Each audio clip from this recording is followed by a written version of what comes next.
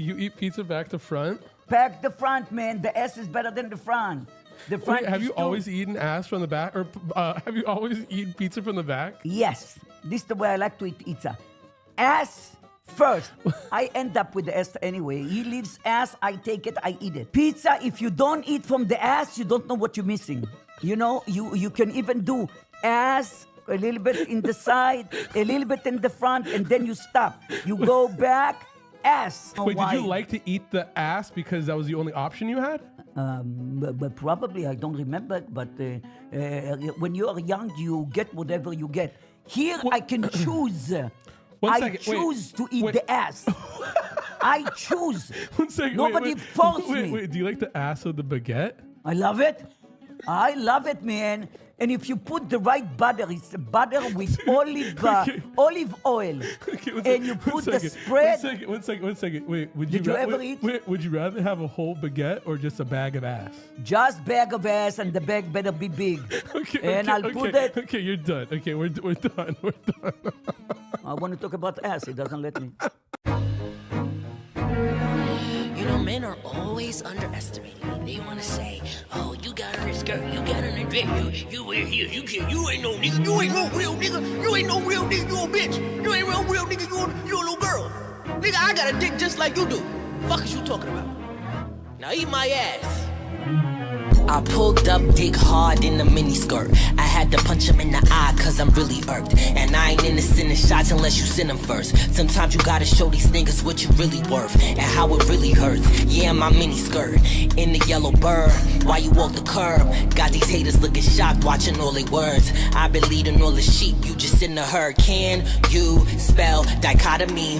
Bet you ain't know that had to be inside of me. Think I'm a bottom but on top. Are you following? Dick long, open up. Bitch, get the swallow. I ain't struggling with shit, bitch. I would hate to have to bust you in your shit, bitch. Look at them getting mad at my fem shit when we know that's the real reason that these niggas is addicted. Yeah, you wanna know who I really am. If it's not a show, if I am a hoe, am I waiting on? Bet you wanna know, said you wanna know. Yeah, you wanna know, yeah, you wanna know who I really am. If it's not a show, if I am a hoe, am I waiting on? You wanna know, no, said no. Mama said keep it to yourself. Daddy said growing up I need a thicker shell. I can't deny it hurt me when these niggas gave me hell. So I started whooping ass, think I need a thicker belt, yeah. And mama hated when I used to switch my hips. Sucks for her, cause now I'm out here sucking dick 5'6".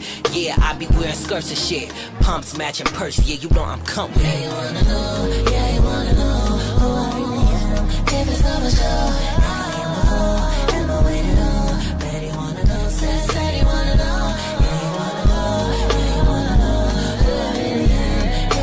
If I am a hoe, am I waiting on? You wanna know, no, say no.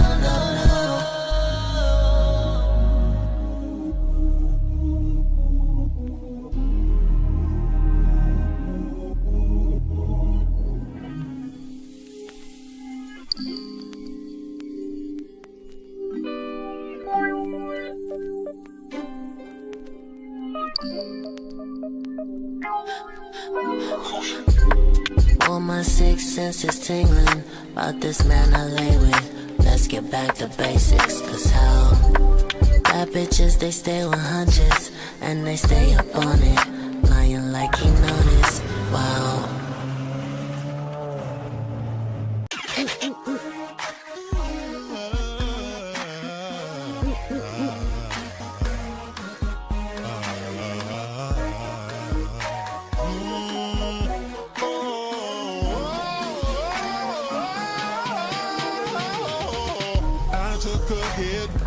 Team.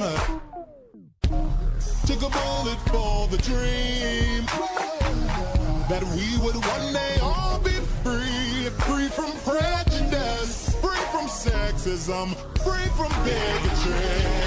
I die for creativity, I die for freedom to be free. I died and left a legacy. Oh, but baby, I still live through technology.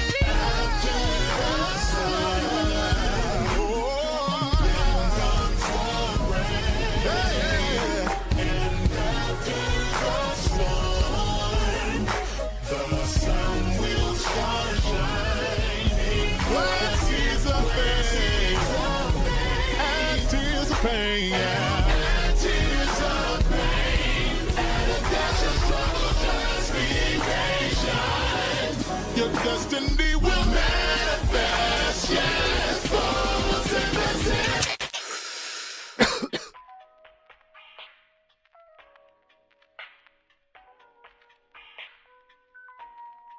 What's going on? What's going on? What's going on, y'all? I thought I had my other shit on, y'all, but I guess fucking surprise, bitch. We here. What's going on? I'm in my goth type of era real quick. There's no shade. Hold on, y'all.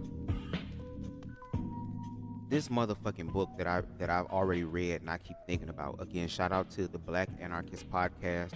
Shout out to Blame It on the Dress, the manufacturing of black homophobia.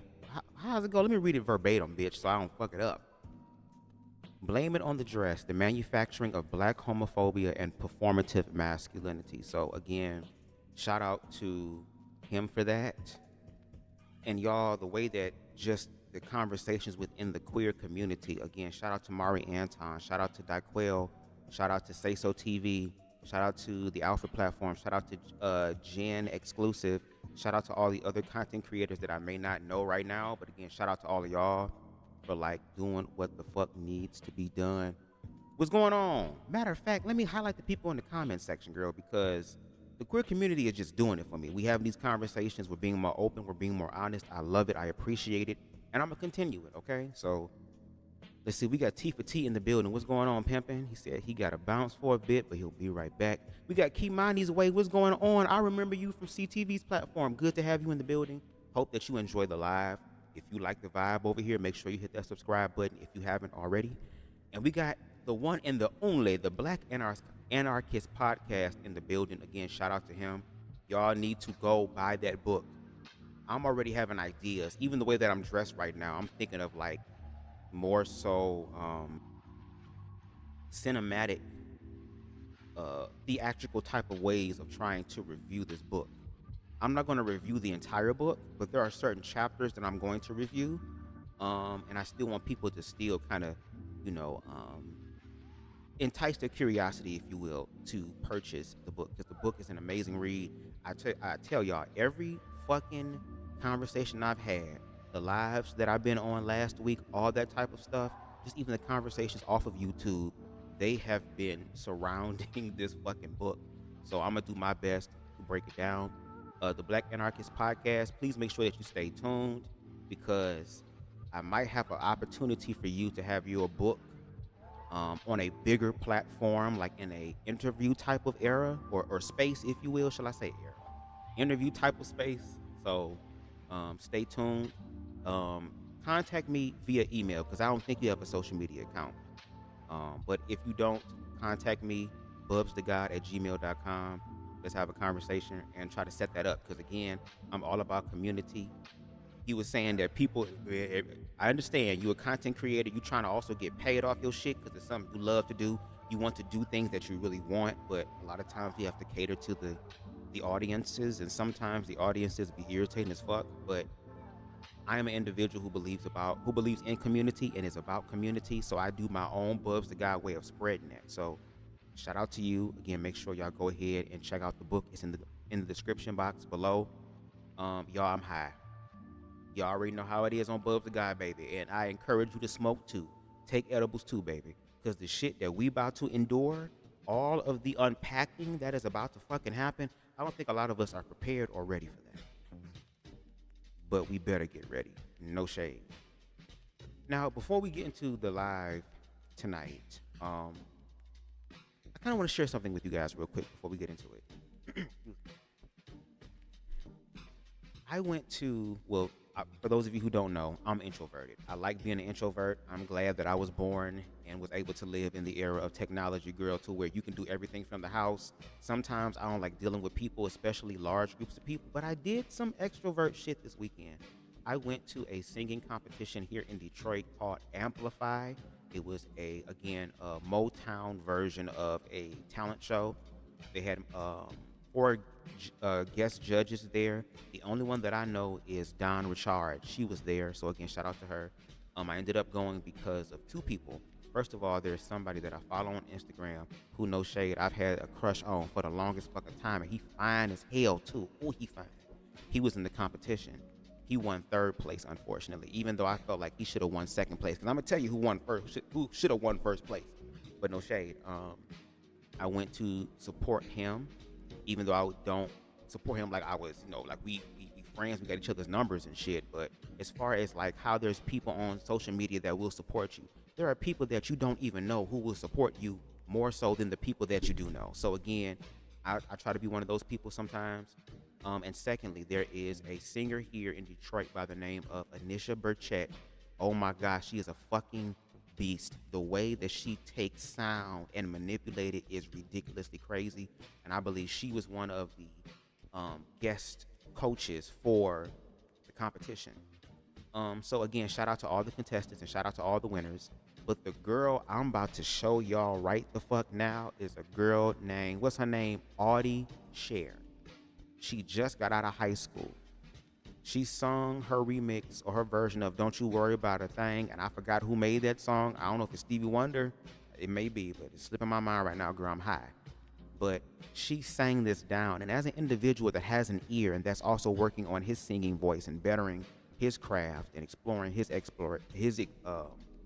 girl, can't even talk, girl, Andrew Caldwell trying to hijack the shit. As an individual who is trying to better themselves and in their creative energy and the expressions thereof, I still have an ear. And the way that this girl sung this song the fuck down, she sang it in such a way that was so melodic, and she went through different type of scales and riffs and runs that just left me completely baffled. And she should have won number 1, but she got number 2. So again, I'm gonna show y'all who that is. And again, shout out to her. Her name is Audie Share. The name will be on the screen. What's going on, boy crazy? What's going on, big pimpin'? But anyway, let me go ahead and cut this background music down some. And I want y'all to get into Miss Audie Share and how she sung the fuck out this song. Let's get in.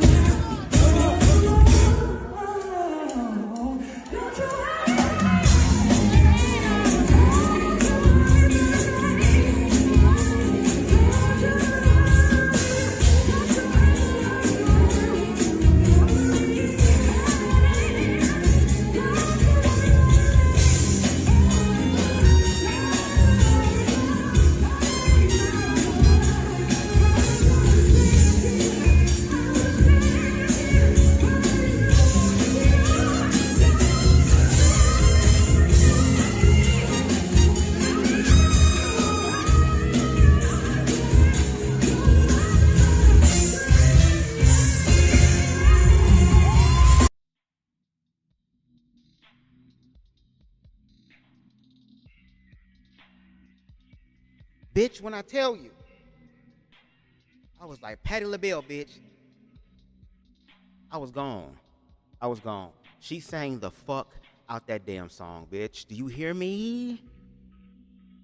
I feel like Marvin Sapp, you know, when people be doing this type of shit, when motherfuckers be singing real good, you know how black people are, especially when you got an ear and shit. She sang the fuck out of that song, but she won second place. So again, shout out to all the winners. But shout out to me, bitch, for going out and doing some extroverted shit. Because no shade, I feel like motherfucking Eartha Kitt when she was in motherfucking Matilda. Not girl, Matilda. What? Harriet the Spy. Girl, how you get Harriet the Spy and Matilda mixed the fuck up? How you do that, Bubs? Anyway, when Matilda was in the damn, what they call it, dumb whale or dumber whale, whatever it's called, the little dumb whale thing or whatever. And she went up there and saw her ass sitting there talking about some, I know the secret of life. You simply crawl into your bed and you never leave again. Never, sweet Liberace. Bitch, go over there and get an idea. Shout out to that movie, girl. Shout out to what's the name, Matilda. She passed on. She went to glory. But anyway, I just wanted to share that with y'all. And again, shout out to the introverted people. Are there any introverts in the house? If you an introvert, let me know why you an introvert, girl. And introverts got to stay together, girl. That's why I love social media, bitch. I can log on and log the fuck off and go back to my shit. Because I got to get my shit together. No shade. No shade. Kimani's Way said she sounds amazing. She is. And she just got out of high school. I'm pretty sure she continues with, like, learning in reference to, like, I guess getting a coach to help her more so with the placement. Because she has amazing placement already, but there's always room for improvement. And I love a singer that can sit here and take anybody's song and make it their own. When you can do shit like that, I fuck with you. I fuck with you. You get what I'm saying? So, shout out to her. What's going on, Queen Stevie? Hi, Bubs. What's going on? Hi, Short Stack family. Yes, and the sexy leprechaun girl is in his motherfucking goth era right now. Okay? Right now, we in the goth era. Because we going to hell, bitch. Y'all ready? Y'all ready? But anyway, let's go ahead and get into the actual live, shall we? Now, before we get into the video, and I don't even have the motherfucking video pulled up, bitch. Damn. See, I was too busy trying to do other shit. Hold on, let me put this in here. Give me a second. Girl, video. Girl, this is so ghetto. Should have been had this shit done. I knew I forgot something. Y'all give me a second. Y'all give me 1 second. 1 sec. Smoking that dope. Doing that coke. Smoking that weed, doing them tweets, gang banging, come and say it, gang banging, ooh, gang banging ass niggas, girl, the fuck, the trade niggas that everybody love, girl, but it's so dangerous, the trade is so dangerous, smoke up all your weed and take up all your money. All they got is dick, and sometimes that ain't even good enough. Bitch, what's going on? I wouldn't know because I don't fuck with trade. But I'm just listening to everybody else's explanation. But now we got it together. No shade. No shade. Shout out to me. Okay, I need you to actually make this shit monitor the output so we can hear it all together, bitch. There we go. Anyway, actually, before we get into the video, let me read this. Girl, I don't know if I have ADHD or whatever, girl, but whatever I have, I'm glad I got it, bitch. Because I be thinking 6 different times, girl, at one time, bitch. You know what type of way that is, girl? How much shit you can solve, bitch? Doing that? Hold on 1 second. All right, here we go, y'all. My bad. No shade. My bad. My bad. My mic's still on because I'm still traumatized by being muted twice for like 30 minutes. Copyright disclaimer: under Section 107 of the Copyright Act of 1976, allowance is made for fair use for purposes such as criticism, comment, news reporting, teaching, scholarship, education, and research. Fair use is a use permitted by copyright statute that might otherwise be infringing. Nonprofit, educational, or personal use tips the balance in favor of fair use. All the videos, songs, images, and graphics used in this live belong to their respective owners, and BubzDaGawd does not claim any right over them.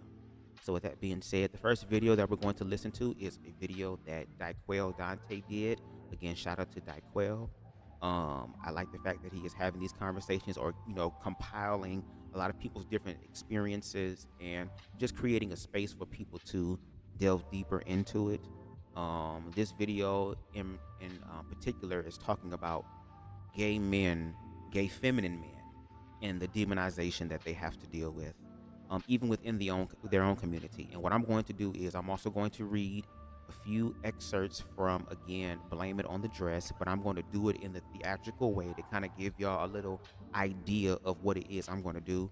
This is just the motherfucking beta progress shit, girl. We're not even in alpha yet, girl. We haven't even got to the finalized stage. We still brainstorming. So I'm just trying to use my creative energies and juices to kind of get myself prepared mentally, emotionally, spiritually, for this next project that I'm about to do. And I think what I'm gonna do is I'm gonna drop it in June during Pride Month and probably stretch it out until July, depending on what happens.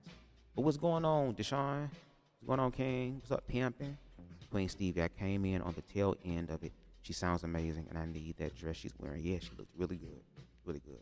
All right, y'all, let's go ahead and get into the first video. But what I'm gonna do is I'm gonna change the atmosphere a little bit.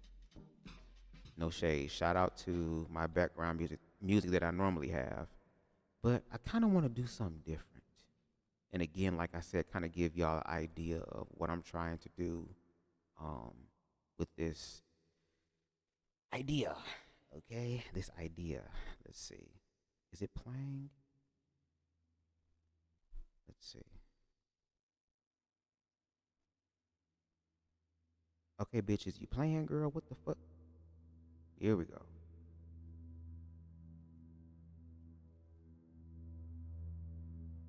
Make sure y'all hit that like button. Make sure y'all subscribe if y'all like the vibe. Share the video. And if you feel compelled, definitely hit that Cash App. But again, we're going to get into the video. All right? Let's take a listen to it now. Dark-skinned men are still viewed. Okay, why is we not the output, input, output? Oh, girl, that was my fault. No shade. That was me. My bad. Let's go back. Redo, re-motherfucking do.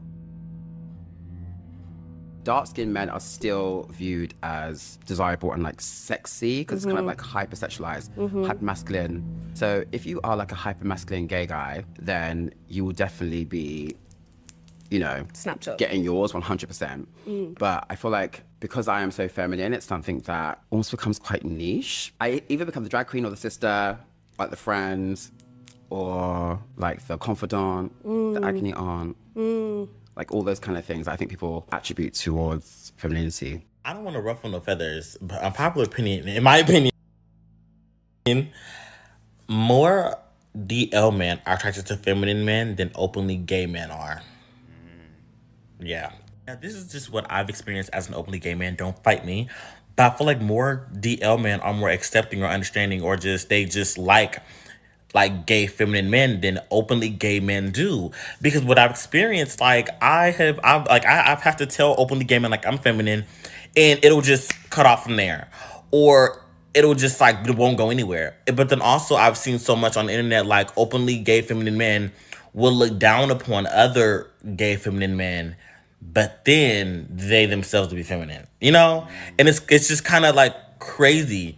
But that's just my opinion. I feel like more DL men, like they like gay feminine men, but they're not out of the closet. But they can be homophobic, but they still will like that, you know? It's crazy. feminine gay men. Now, before we get into that, again, if you want to learn more about that, again, I'm gonna keep saying again, girl, because I'm gonna keep reiterating it. Buy the book, Blame It on the Dress. There's a chapter where it speaks about masculinity being seen as the prize, something that we as children growing up have been conditioned to believe, and how that it has now bleeded out into our adult lives. And even that structure, that framework within itself is not naturally, it's not, I can say naturally, but not necessarily ours. It's something else. And the way that framework uses that, you know, the way that the system uses that framework or that structure benefits them more so than y'all. Girl, this never happens. It's always my live, girl. Nigga shit, they out there drag racing and shit where there's goddamn speed bumps and shit. Girl, welcome to the hood, girl. Damn. About to make me lose my damn thought. Y'all know I be losing my thought a lot sometimes on this shit. Damn, nigga shit popped the hell off. But I'm going to find it, though. And I'm going to get it back. Help me, universe. What was I saying? Before these niggas started playing GTA 6 outside my damn house and shit. The police don't ever be around when that shit happen, girl. When the nigga shit actually be happening, when they be doing dumb shit, y'all know where to be found, girl. But as soon as somebody drive 1 mile over the speed limit, bitch, weird, girl, what's going on? But okay, the memory's coming back to me.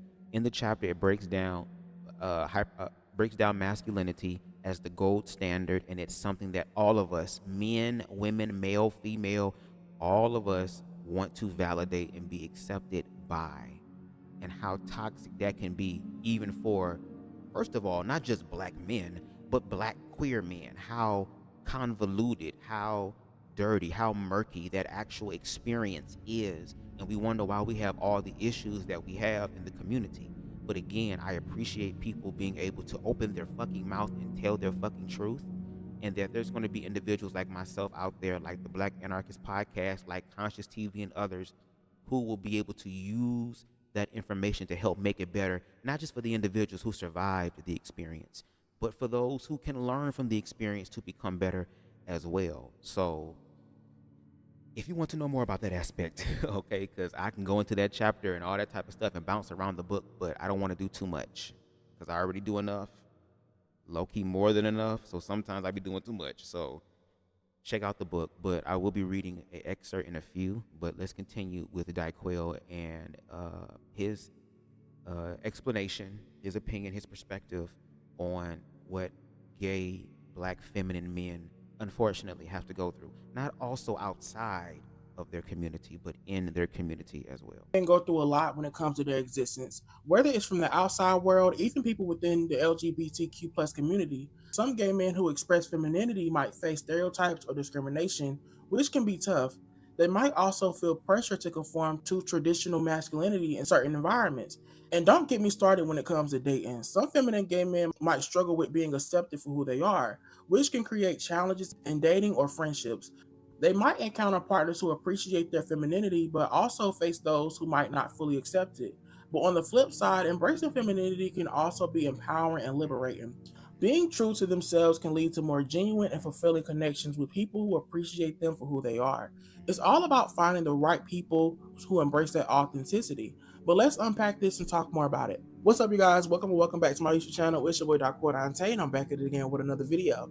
As you guys can see by the title today, we are talking about feminine men, and I really want to talk about the downsides of being a feminine man. Now, before we get into everything, first I want to say thank you guys so much for getting me to 17,000 subscribers. I thought I had verbally thanked y'all, but I don't think I did it. So I'm just taking this time out to thank you guys so much. We are on the way to 20K subscribers, and I'm just super, I'm overwhelmed with joy and love that you guys continue to show me on here. Thank you guys for giving me the platform to not only voice my personal opinions, but to also hear from you guys as well, because sometimes when it comes to my content, sometimes y'all may not agree with me, but that's what I love about it, because we can always come together and we can have our differences but still respect each other. So I appreciate you guys so much. I love y'all, and I'm gonna continue to put content out like this. But now, before he continue, Bap, if you're still in the building, if there's anything that jumps out to you in this live that you can remember from the book, because again, you wrote it, so you know it more than me. I only read it one time. I still got to reread stuff, but since you created it, if there's anything that jumps out to you, just put it in the chat, and I'll go ahead and I'll make sure to read that. So again, thank you for your help and your contribution to the community. I feel like I do want to ask you guys for help, because I sit down and I brainstorm a lot about what I want to talk about on this channel, and sometimes I'm not gonna lie, I'll be having writer's block. I'm not gonna sit here and cap. So it'll be beautiful if I could sometimes have you guys DM me ideas or leave your ideas in the comment section. Like, anything would help. I'm good for the rest of the couple of months, because what I do is I brainstorm a lot of ideas that I just want to talk about. Sometimes they don't even have anything to do with gay stuff, but I'll jot them down on my notebook or whatever, and literally I have ideas that's going to last me up for the next at least 3 months. Now, when it comes to feminine, Before you get into that, and again, I gotta pause for transformative purposes. So again, if that's not your stilo, I don't know what to tell you. But for the motherfuckers that fuck with it, shout out to y'all in the building. Okay, my mic is on, girl. I keep getting traumatized. But anyway, shout out to the gay individuals, the queer individuals who are creative. I love the creativity that I'm seeing out here, and I think this is the time for us to collaborate with each other. I would love to see a Quayle and Mari Anton crossover. I would love to be able to see a Bliss Amari or Amari Bliss crossover. I would love to be able to see a BubzDaGawd and Say So TV crossover. Like, I would love to be able to see these things happen and really have these conversations in a deeper way. And I think CTV said it too, which was pretty dope, and I agree with that. Instead of everybody just also talking about it individually on their own platforms, why don't we come together and try to circulate ways of continuing conversations, but using our creative energy? I think in that way we could change the narrative for ourselves. And I think once we do that, then we can really focus on the bigger issues. Because trust me, there are much bigger, dire shit that is getting ready to fuck all of us up. No shade. So I think let's get through the shit, y'all. Let's get through the shit. But continue. man, I feel like there's two different types, right?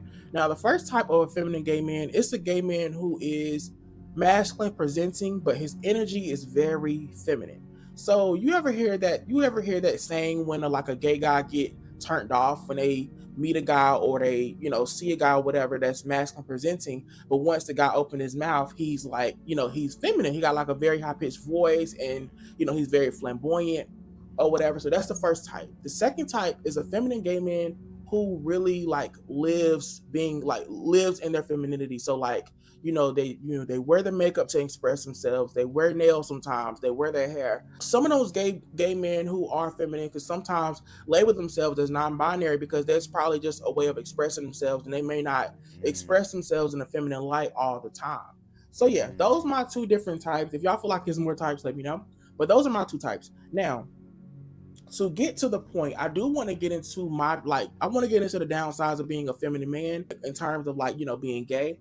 And the four things I came up with is being less desirable, being fetishized / objectified, being more desired by down low bisexual / gay men, and dealing with stereotypes, right? The first thing we are going to talk about today is being less desired, right? Now, it's not a secret. We all know, even feminine guys know, that masculine men are top tier in terms of dating, in terms of the men that we like. The reason why I feel like masculine men are up here and feminine guys are down here is based off of how most of us was brought up. Most of us was brought up in a heteronormative world. So when it comes to the guys we like, not saying that we kind of go off of what we saw, but we damn near went off what we saw. When it comes to masculinity or whatever, that's what most of us were attracted to growing up. Now, for me, I'm from the projects. That's nothing new. I tell you that all the time, but I'm from the hood. So I come from a background where I grew up around a lot of masculine dudes. So of course, when I was around it, I started to get attracted to it. So I was around them all the time. And I knew when I got to a certain age to date, I was going to go for that type. Because I love masculine dudes. They just do something to me. It wasn't until I was starting to get older, you guys, and I was actually starting to find myself being attracted to feminine men. I don't know if that just comes with you aging, so you become wiser about certain things, but it was just certain things about a feminine man that I love so much. Not only are they themselves and they're free, but I felt safe because I was also a feminine man. It's kind of hard to explain as to what the transition of how my mind changed over time. I'm not quite sure, but yeah, I just love the element of a feminine man. I don't care if you wear nails, hair, as long as you're happy and you expressing yourself and you make me happy and you meet my needs, we're good. But of course, a lot of gay men don't feel that way, right? It's always that saying of some ignorant gay people when they be like, oh, well, if I date a feminine man or whatever, I might as well just date a girl. And let's just stop. Can y'all please stop saying that ignorant saying? I think I addressed that on my channel before. But y'all, that's one of the most ignorant things to say. And the reason why I feel that way is because genuinely, damn well you're not going to date a girl. Now, that's my take when it comes to, feminine men being less desirable. I just feel like it just comes from a lot of gay men, just how we were brought up or whatever. And, our natural attraction is masculine men. Now, it's one thing that I kind of want to touch bases on that I feel like I have to talk about in a separate video, but it's gay men attracting the guys that they don't want. So for instance, I'm pretty sure there's a lot of feminine gay men out there that really are into masculine men, but unfortunately, in like the way the gay dating world like works and operates, it's really hard to find that because a lot of gay men like to date guys who look exactly like them. Like, let's just be honest here. And a lot of feminine gay men or whatever don't really want another feminine gay man. Like, that's another conversation for another day, child. Ooh, son of my eye. Now, the second thing I want to touch bases on when it comes to the downsides of being a feminine gay man is being fetishized. Fetishization is... Now, before we get into that, I kind of want to read again something from Blame It on the Dress, The Manufacturing of Black Homophobia and Performative Masculinity. Again, you can get that book by clicking the link down in the description box below, for it is an amazing book. But this is from Chapter 8, and Chapter 8 is entitled The Invisible Black Man, Erasing the Gay Black Experience. Okay, so I kind of want to read that for y'all. Give me a second. I kind of want to set myself up for what, again, is a teaser of what y'all are going to hear in the future. So give me 1 second, please.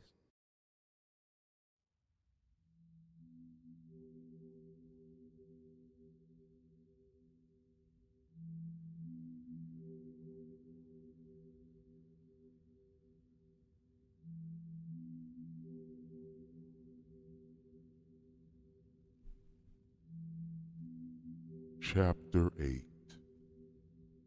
The Invisible Black Man, Erasing the Black Gay Experience. Introduction. The Invisible Gay Black Man.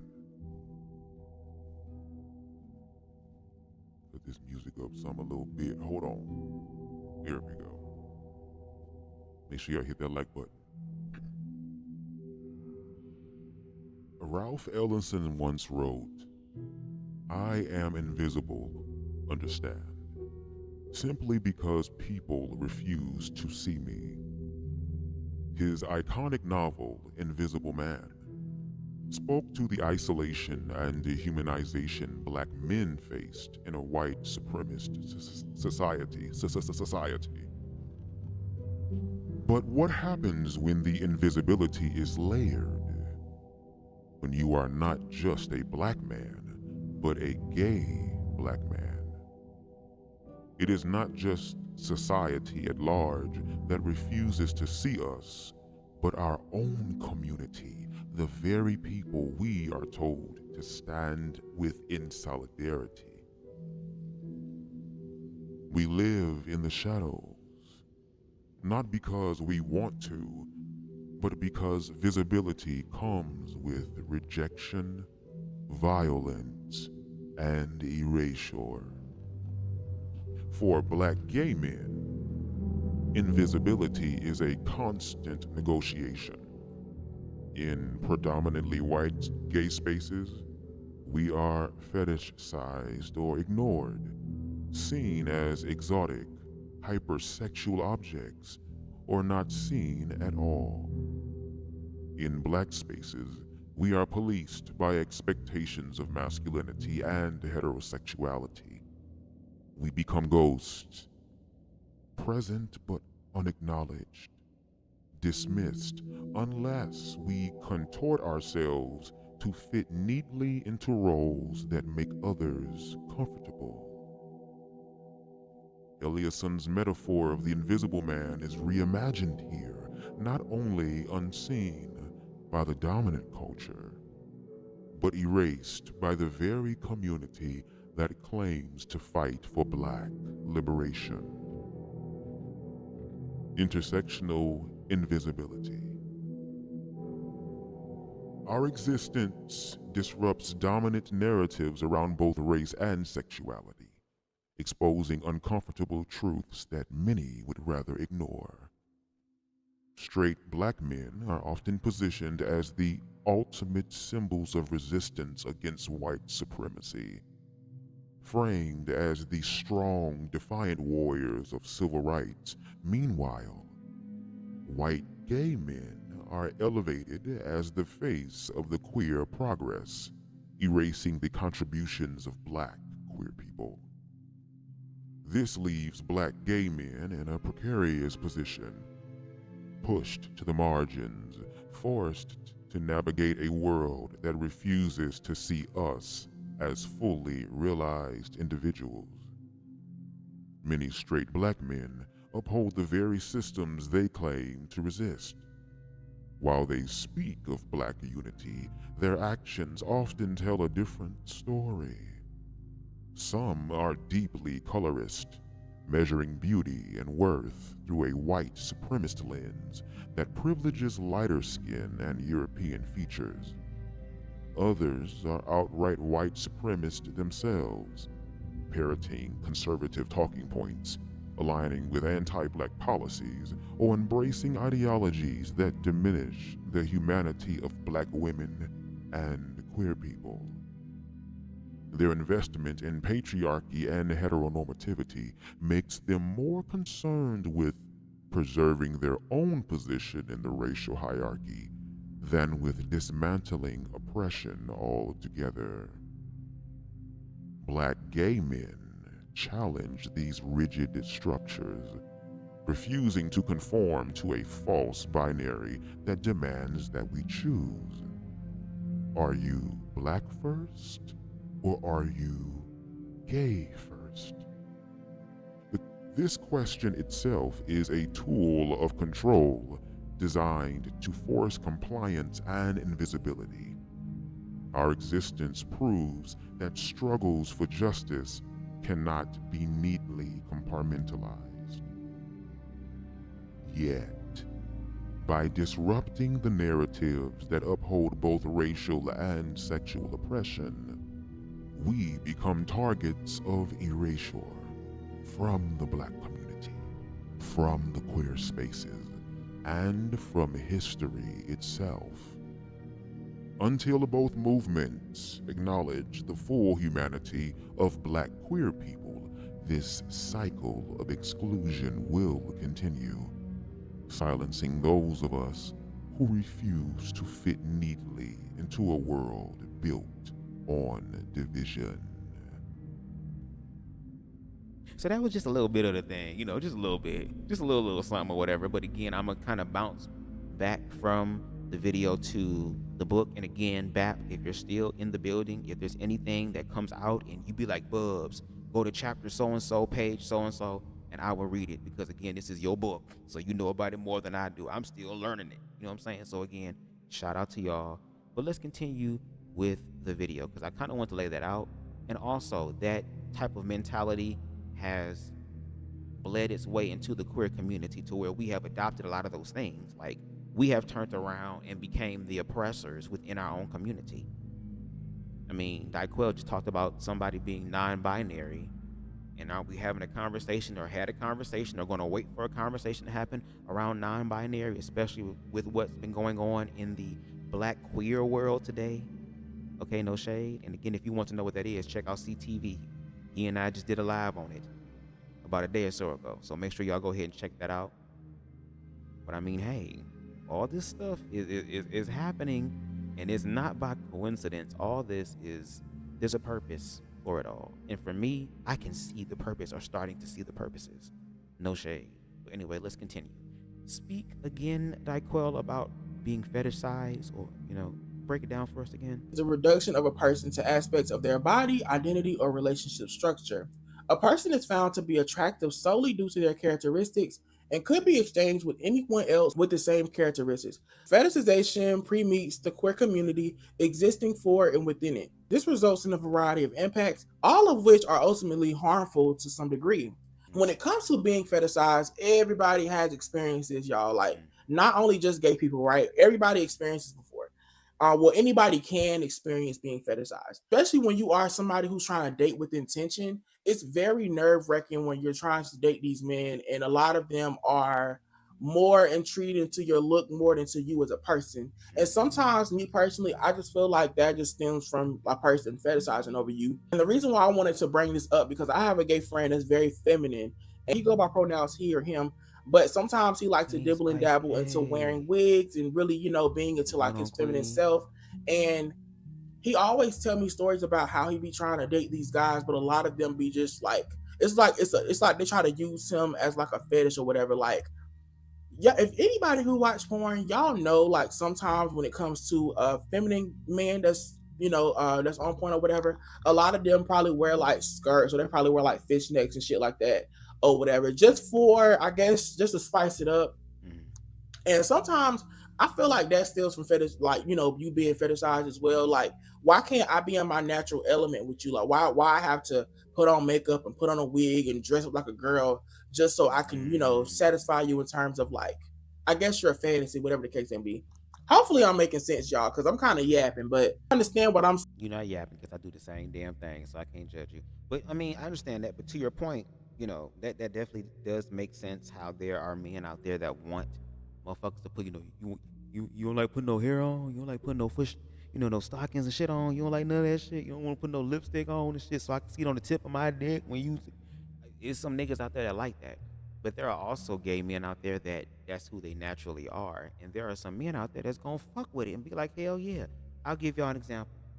There was an individual that I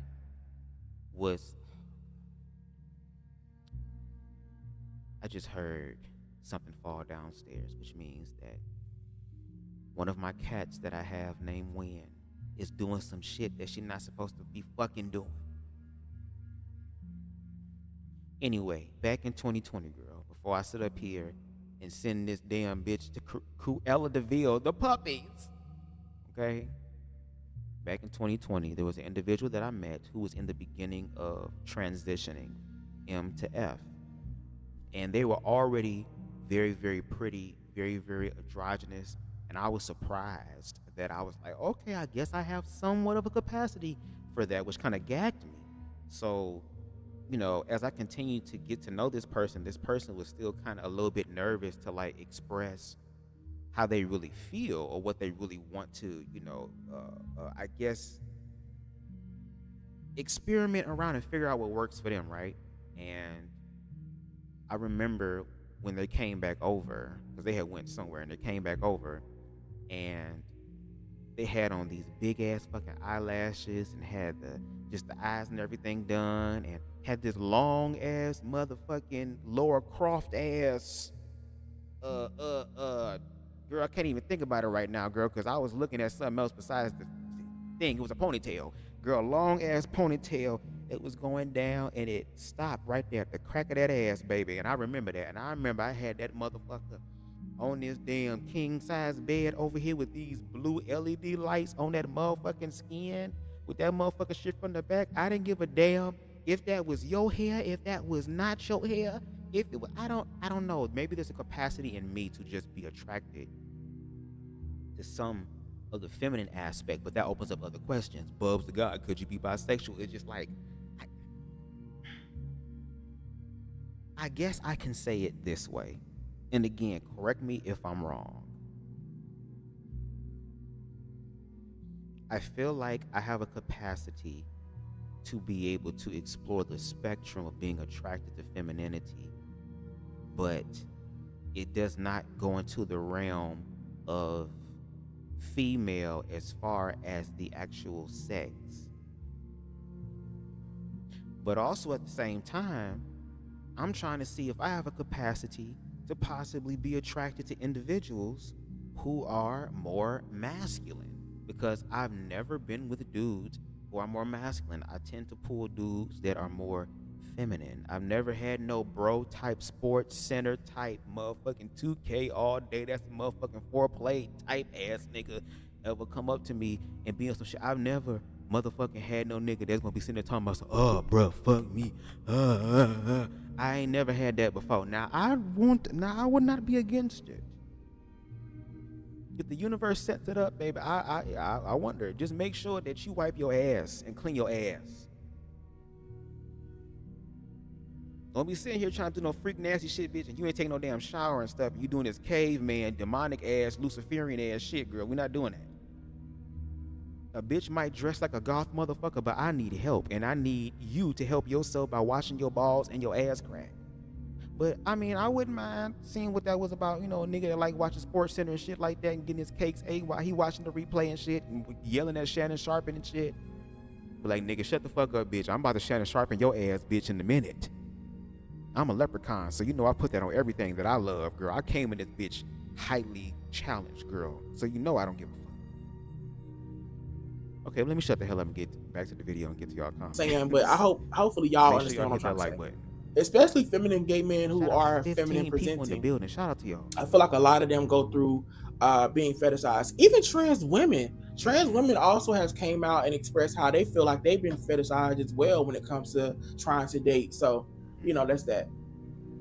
Now, the other thing I want to touch bases on is being more desired by down low gay / bisexual men. Now, I'm pretty sure there are openly gay men who are also into feminine guys or whatever, but I feel like it's really heavy on the down low side. Pause. Deshaun. Now you know I'm about to put your ass on blast, girl. Let me put the quote unquote the stereotypically gay voice on, girl. Let me go ahead and get it.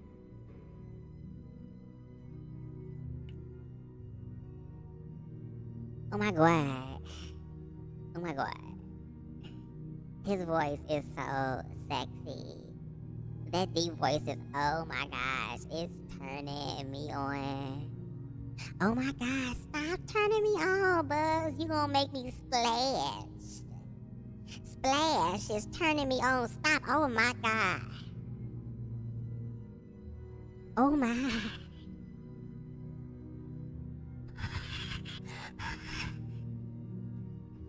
Girl, let me stop. Let me stop being stupid. Let me stop being stupid. Girl, I done turned some niggas off, girl. Girl, I was with him, girl, until you start doing that gay shit, girl. There's always them niggas, girl. Those be the same niggas that be talking about they tops, but they be twerking and shit in the damn mirror before you come over. Girl, you don't know me. Don't be trying to put that shit on me. Personal opinion.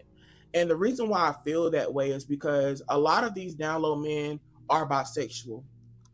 Now that's opinionated. You know, you got some folks that feel like it's more gay, you got down low dudes and bisexual. Me personally, just based off the dudes that I've dealt with in like the experience, all of them either, you know, had a sexual interest when it comes to women or whatever, or they had a baby mama or whatever the case may be. So I feel like it's more bisexual down low dudes and, you know, but yeah, that's another conversation. Anyway, back to my point. With these feminine guys, sometimes they settle for a down low guy because that's like the main person that's showing interest. So when they find a dude, that not only is he a guy, but he like his energy, his aura is feminine. Like his energy is feminine, his appearance is feminine. It turns some of them on. Unfortunately, you know, with dating a down low dude, you damn near gonna be like y'all gonna be low key with every damn thing. And although I personally feel like every gay person can experience this, because I'm pretty sure a lot of gay men, even masculine gay men, have experienced being a down low man's secret. Not saying all of y'all have, but I don't know if you guys watch the show P Valley, but P Valley did a really great job with showcasing this. Characters Lil Murda and Uncle Clifford were secret lovers when they first met. Lil Murda was an underground rapper who happened to be gay, quote unquote down low, and Uncle Clifford was a non-binary who went by pronouns she and her. Although they had great physical chemistry with each other and eventually fell for each other, at some point, Clifford had to cut Lil Murda off. Clifford was hurt and left Lil Murda because he publicly snubbed her in front of a record producer, essentially relegating her to the shadows. So yes, I feel like just that whole like incident, I feel like a lot of gay feminine men could vouch for that scene because it's like, you know, you just kept as a secret, but not all feminine gay men even go for down low dudes, but I just had to bring that in because I feel like it was great to talk about. Let's get deeper into stereotypes. Some common stereotypes of feminine gay men include the idea that they are overly dramatic, obsessed with fashion, or that they are not interested in sports or traditionally masculine activities. There's also a stereotype that they are more emotional or sensitive than their masculine counterparts. These stereotypes can be harmful because they reduce individuals to simplistic traits and don't reflect the diversity within the gay community. Many feminine gay men may not fit these stereotypes at all. It's important to recognize and challenge these assumptions to promote a more inclusive understanding of gender expression. So when it comes to stereotypes, I feel like a lot of gay men could vouch for this. You know, it doesn't even really have to fit the criteria of being a feminine gay man, but just to kind of give my take when it comes to, you know, stereotypes or whatever. Not only before he give his stereotype, I mean his dissertation on stereotypes, I kind of want to go back to Blame It on the Dress because again, I went back to the chapter about masculinity, you know, the mythology of straight masculinity being the prize. And I said I wasn't gonna go back to it, but damn it, we here. But there is a subsection here called the weaponization of masculinity and the destructive cycle of the prize mentality. So if you don't know what the prize mentality is, I'm gonna need for y'all to go ahead and buy the book, because we touched on it before in the past few lives. So make sure you go ahead and do that. But there's a chapter here, or a subsection within the chapter, called the weaponization of masculinity, and it's called the destructive cycle of the prize mentality, because he just said how masculinity is seen as the most desirable thing. Masculinity is what you want. That is the one thing that can affirm you, that can make your life better, that is supposed to provide, to protect, do all these things. So you have women being conditioned, the feminine energy, the feminine expression being conditioned to be dependent on that. So where do you think that leaves black gay men, especially black gay men who are feminine, or black gay boys, shall I say, who are feminine, who also dealt with betrayal, who dealt with being ostracized, but also having to still grow up in this framework and not have any sort of like real healthy, fruitful, and life-giving options to choose from to make their lives better. And because of that, that destructive cycle of the prize mentality continues to envelop us all. So again, let me take a sip of water real quick, and then we're going to go ahead and get into that chapter real quick. 1 second.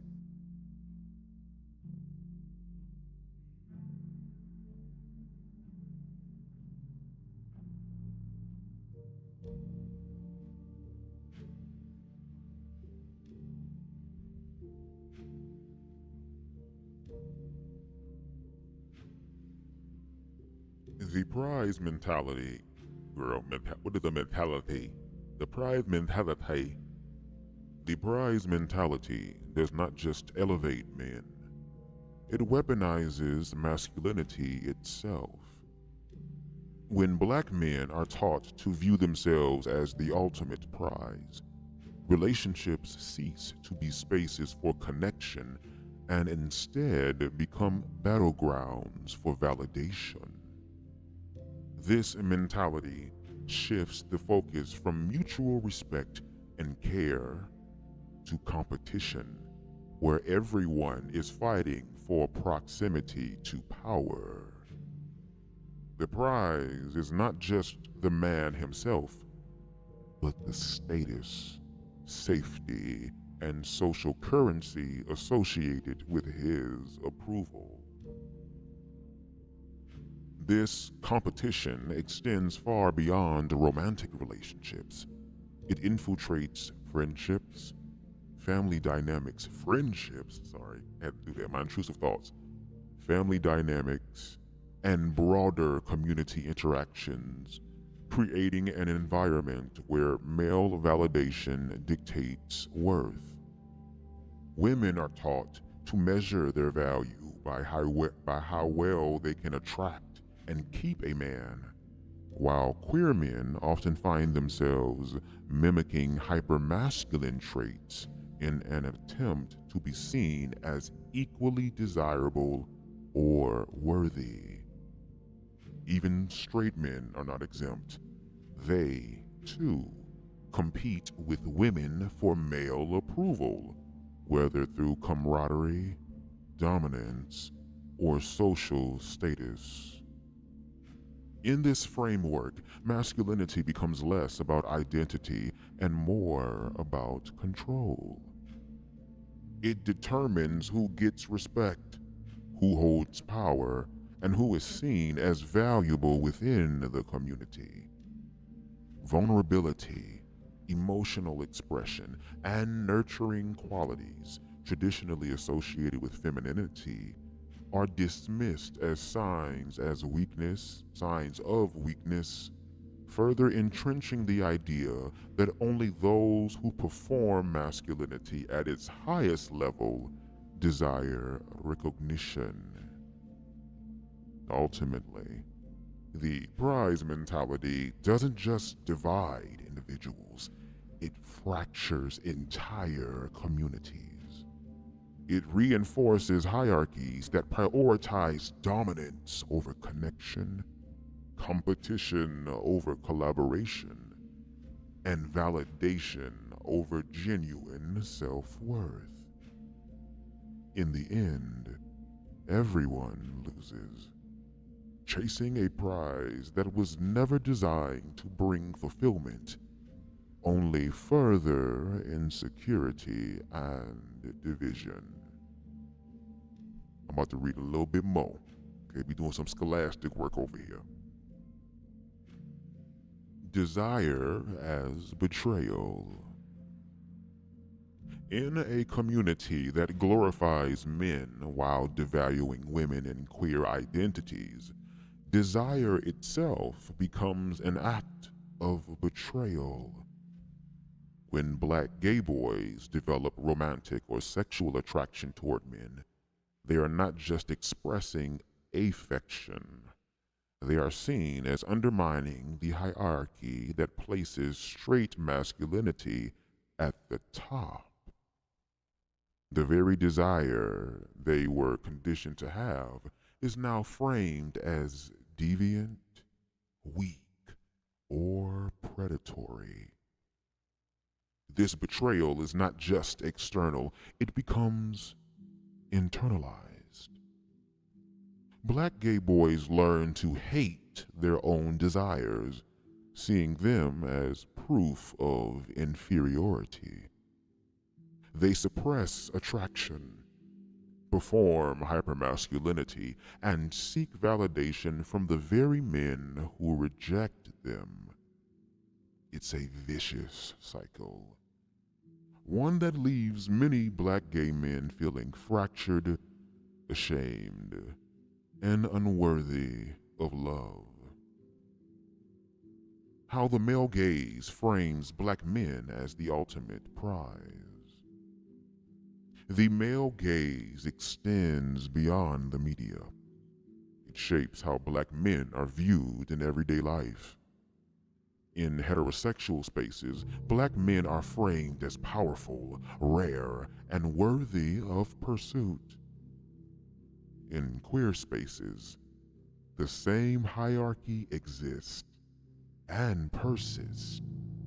Masculine-presenting men are seen as the most desirable, while feminine-presenting men are marginalized. For black gay boys, this hierarchy creates an impossible standard. We are taught to admire men, while simultaneously being told that we could never embody the masculinity we're taught to worship, and the result? A consistent sense of inadequacy, a belief that our worth is contingent on how closely we align with straight male ideals. The initiation, older men, and the exposure to pornography.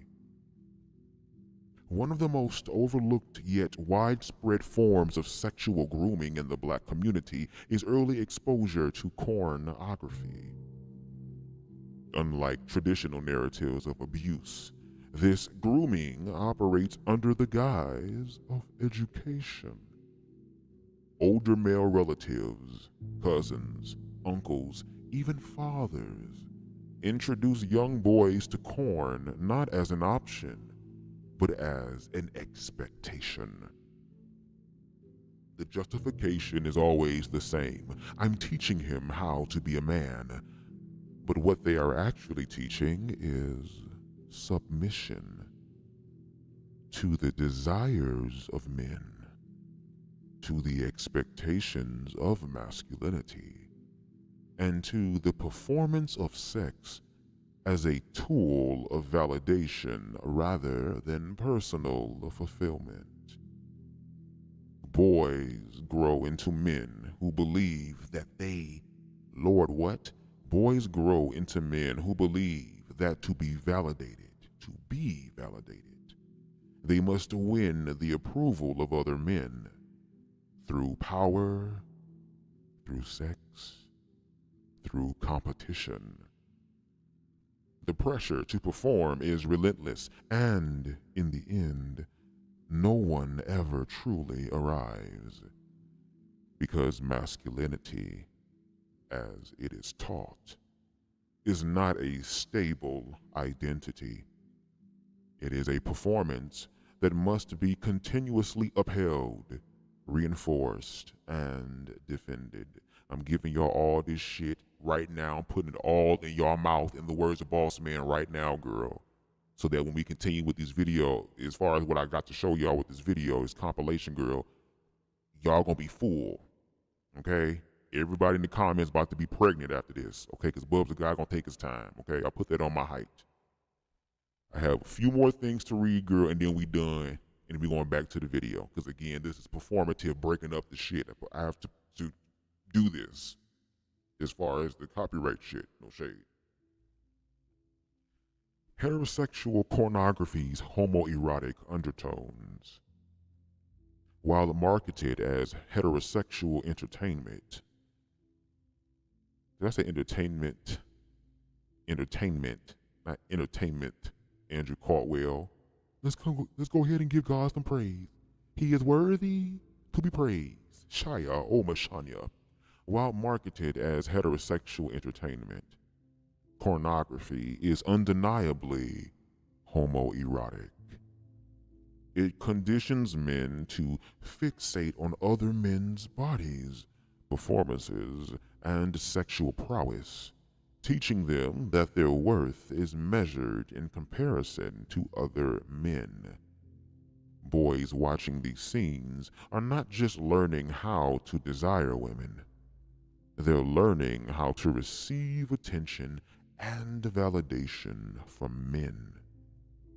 Under the male gaze, black gay boys relate to the woman, not the man, internalizing the belief that validation comes through submission. The camera lingers on male dominance, male pleasure, and male control, reinforcing the idea that power, not intimacy, is the ultimate marker of masculinity. For young black boys, this conditioning is particularly damaging.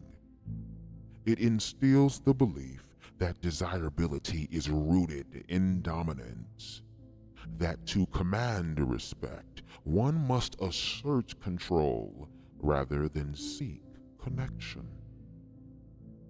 But for gay boys, the lesson shifts.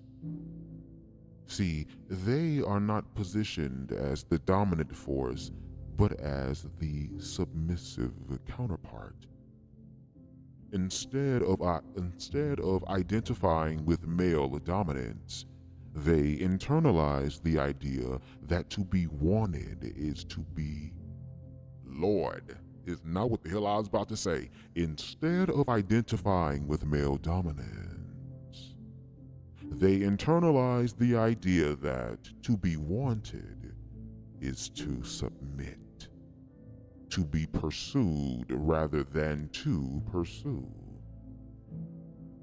to be acted upon rather than to act. This conditioning teaches them that their value lies not in their own agency, like the agency that we see that feminine gay men choose to walk in despite what the world may believe. It teaches them that their value lies not in their own agency, but in their ability to be desired by men. These lessons don't just shape sexual dynamics. They influence how black gay men move through the world, either performing strength to assert power or performing submission to be seen as desirable. Both, ultimately, chasing validation in a system designed to keep them unfulfilled. Let's get back to DaQuell and his thoughts. do I feel like a lot of us gay men are stereotyped as, you know, being extra or like being button, bitch. over dramatic? I feel like a lot of TV shows and the shit we see on TV when it comes to gay men having a role on TV, that's all you really see. Like, that's the main thing that's popularized. Now, I will say, you know, in terms of, you know, us being like more visible now, I feel like they've done a really good job with kind of showcasing us in different lights, because people who don't live our life, or people who are not gay or that's straight or whatever, they don't live in our world, they kind of go off of what they see.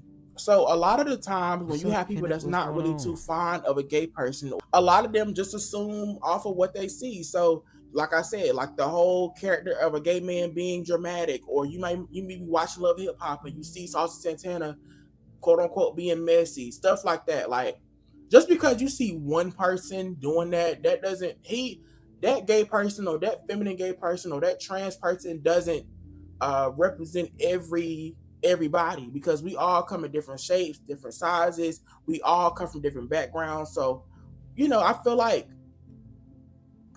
representation in TV plays a major role in stereotypes. The shit we see on TikTok, people doing like little skits and stuff, like, that's not always us, you know, that's not always us. I feel like that's my take when it comes to the downsides of being a feminine man. If you feel like I missed out on anything, please let me know. I do want to take this last segment of the video to react to two videos, and this basically two feminine men who are just expressing their lives when it comes to just being a feminine man. Maybe they may go into detail. And King Hannibal, is this book written from a feminine gay male perspective? I believe so. I don't want to assume, but if Bap is still in the chat, if he's still in the live, I would rather him answer himself as opposed to me. No shade, but I believe so. I'm going to just take a guess and say yes, I believe so. But just to be on the safe side, if you're still in here, Bap, please let us know. Tell about their dating lives or whatever the case may be. I haven't watched the videos yet, but yeah, I'm gonna watch the videos and I'm gonna give y'all my commentary. So let's start with the first one. So it's just something I was thinking about. So you know how I always feel like the reason why it is so hard, well, not so hard, but like, let me just say so hard to like date or be in a relationship as a feminine gay man is because a lot of men, or a lot of black men, let me just say, are afraid of femininity, you know. And I feel like it's, you know, it ends up summing up to like, you know, how they grew up, or you know how, like, for an example, you know, when your mom or your dad will tell you, you know, boys don't cry, you know, girls do this, or boys do not play with dolls, or, you know, just things like that. I feel like it ends up being you know, just living with you, and that's how I feel like a lot of people are just, they feel like dating a feminine gay man is like too much, or just like, you know, I've even heard people say, I would rather date a girl than date a, I'm like, didn't I just say that though, y'all? And I feel like that's like the most ignorant thing to say, but let's keep listening. You showed it. It's just ridiculous to me, honestly. But I mean, to each its own. You know, people have their own opinions. But yeah, I always feel that, because being and not even just gay dating, even just with men in general, like, even how, you know, now at a time like this where women are like, you know, taking over things, it intimidates a lot of men. Men are just, they just do not like femininity, because they feel like, oh my God, it's like something that's, you know, less, you know, not even less valuable. It's just not, you know, it's like not all that. But at the end of the day, it's just, I feel like being feminine is very powerful. I have to let my intrusive thoughts win. I'm sorry. She said all that. It's not all that.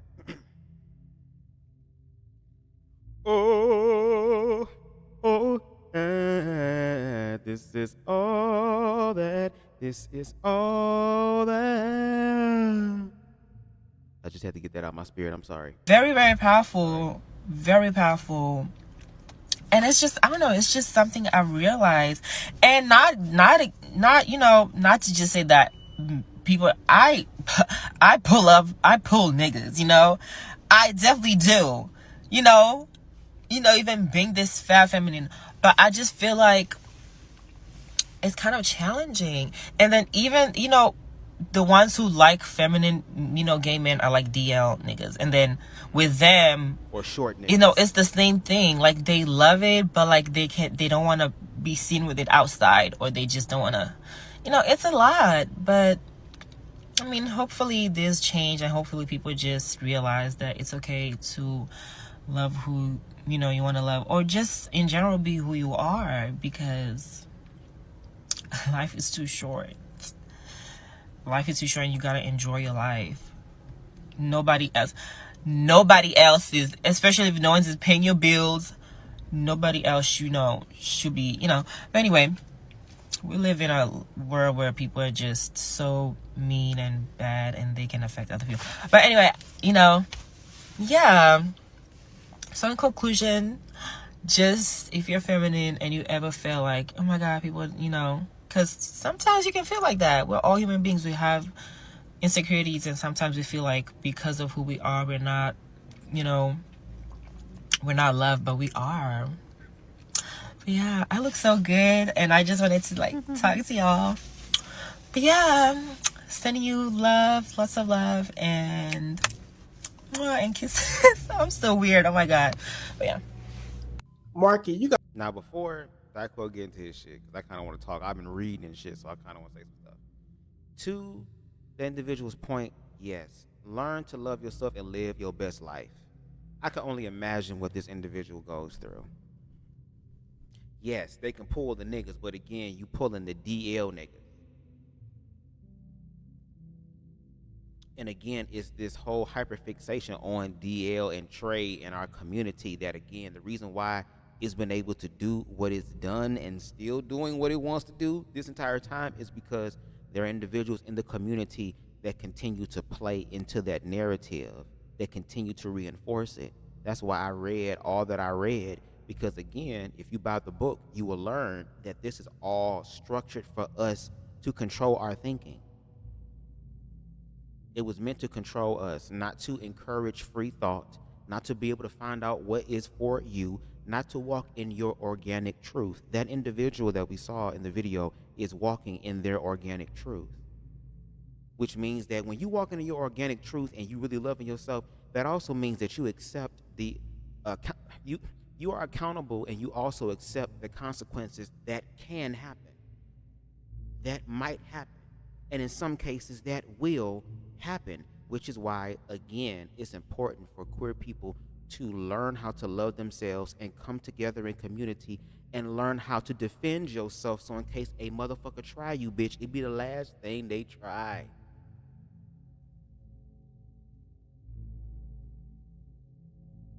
And again, we see a lot of individuals who society would deem as physically attractive, because even in the gay community, even for the individuals who are more feminine, who have more of the feminine expressions and stuff, there is also this bad bitch attitude or whatever. She was a fairy. She was a fairy with a fat. It's a lot of that. But then again, like it said in the book, there's so much emphasis on the sexual aspect because we've been conditioned to believe that that's one of the ways that men or masculinity in this system can validate you. And even for the men who are gay, even though there's other straight men that told gay niggas like me that I done dropped out the motherfucking race, for the niggas who still trying to be in that patriarchal ass race, girl, they still have to keep up with the performative aspect of it, of being something that they're not, or denying aspects of themselves that they might want to express. And that doesn't always mean, oh, wearing a dress. That doesn't always mean I want to paint my nails. It might be other things that they want to do. Probably become more nurturing.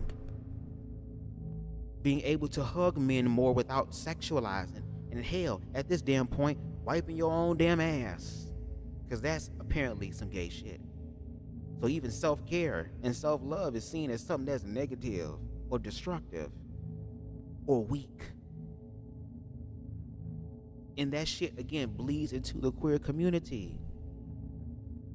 To where even, again, with the feminine ass niggas who do subscribe to the societal aspect of what society deems to be feminine, there is also a competition within that realm too for the niggas. Everybody looking for the niggas. Where the hood niggas at? I love the trade because I just love the trade. But again, we're playing into that narrative and we're putting all this effort and energy into people who don't see it for us.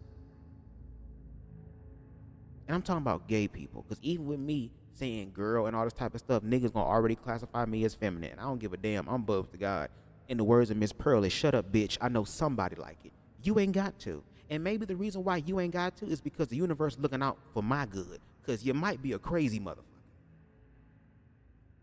You might be a psychotic motherfucker. You might be a chop a bitch up and put them in the back of the freezer and eat on them every few months type of motherfucker girl. And I ain't got time for that shit.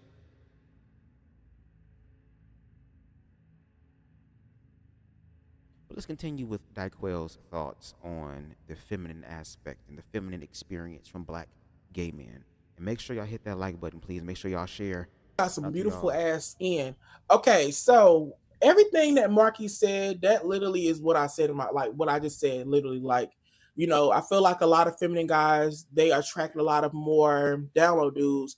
And like he said, he get dudes, like he pull dudes. It's just still kind of like hard to date. And I'm not making this video to make it seem like feminine guys don't get their play, because of course they get their play. I'm not saying that. But I'm just going off of what I hear from my gay friends and just people who I see like this on TikTok all the time, just expressing their lives as a feminine gay man. Now we're gonna watch another one and I'm gonna wrap this up. Okay, you guys, let's do it.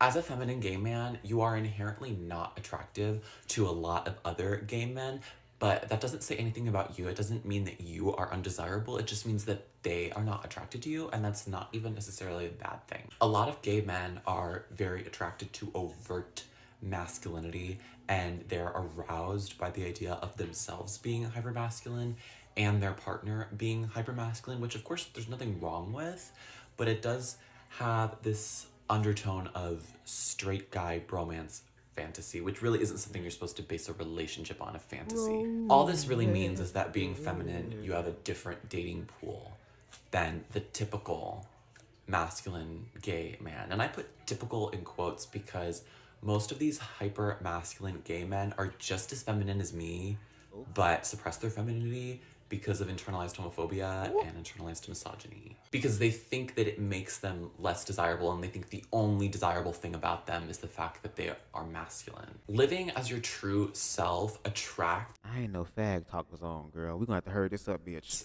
People who are also living as their true selves, and it repels people who are not living as their true selves, which very much can manifest as if them not being attracted to you because they're not aligned with the energy of you living your truth. As a feminine guy, I actually find myself attracted to a lot of other feminine guys because we understand each other in a really meaningful, profound way, and we understand that femininity and masculinity are not mutually exclusive. So if I was with a feminine guy and he saw my more masculine side, it wouldn't be like a shock because he would understand that I'm not just feminine, I'm also... I'm a fully rounded person just like everybody else. There's also just some guys who are not attracted to femininity, which is fine. You know, nobody's like saying that you have to be attracted to feminine guys.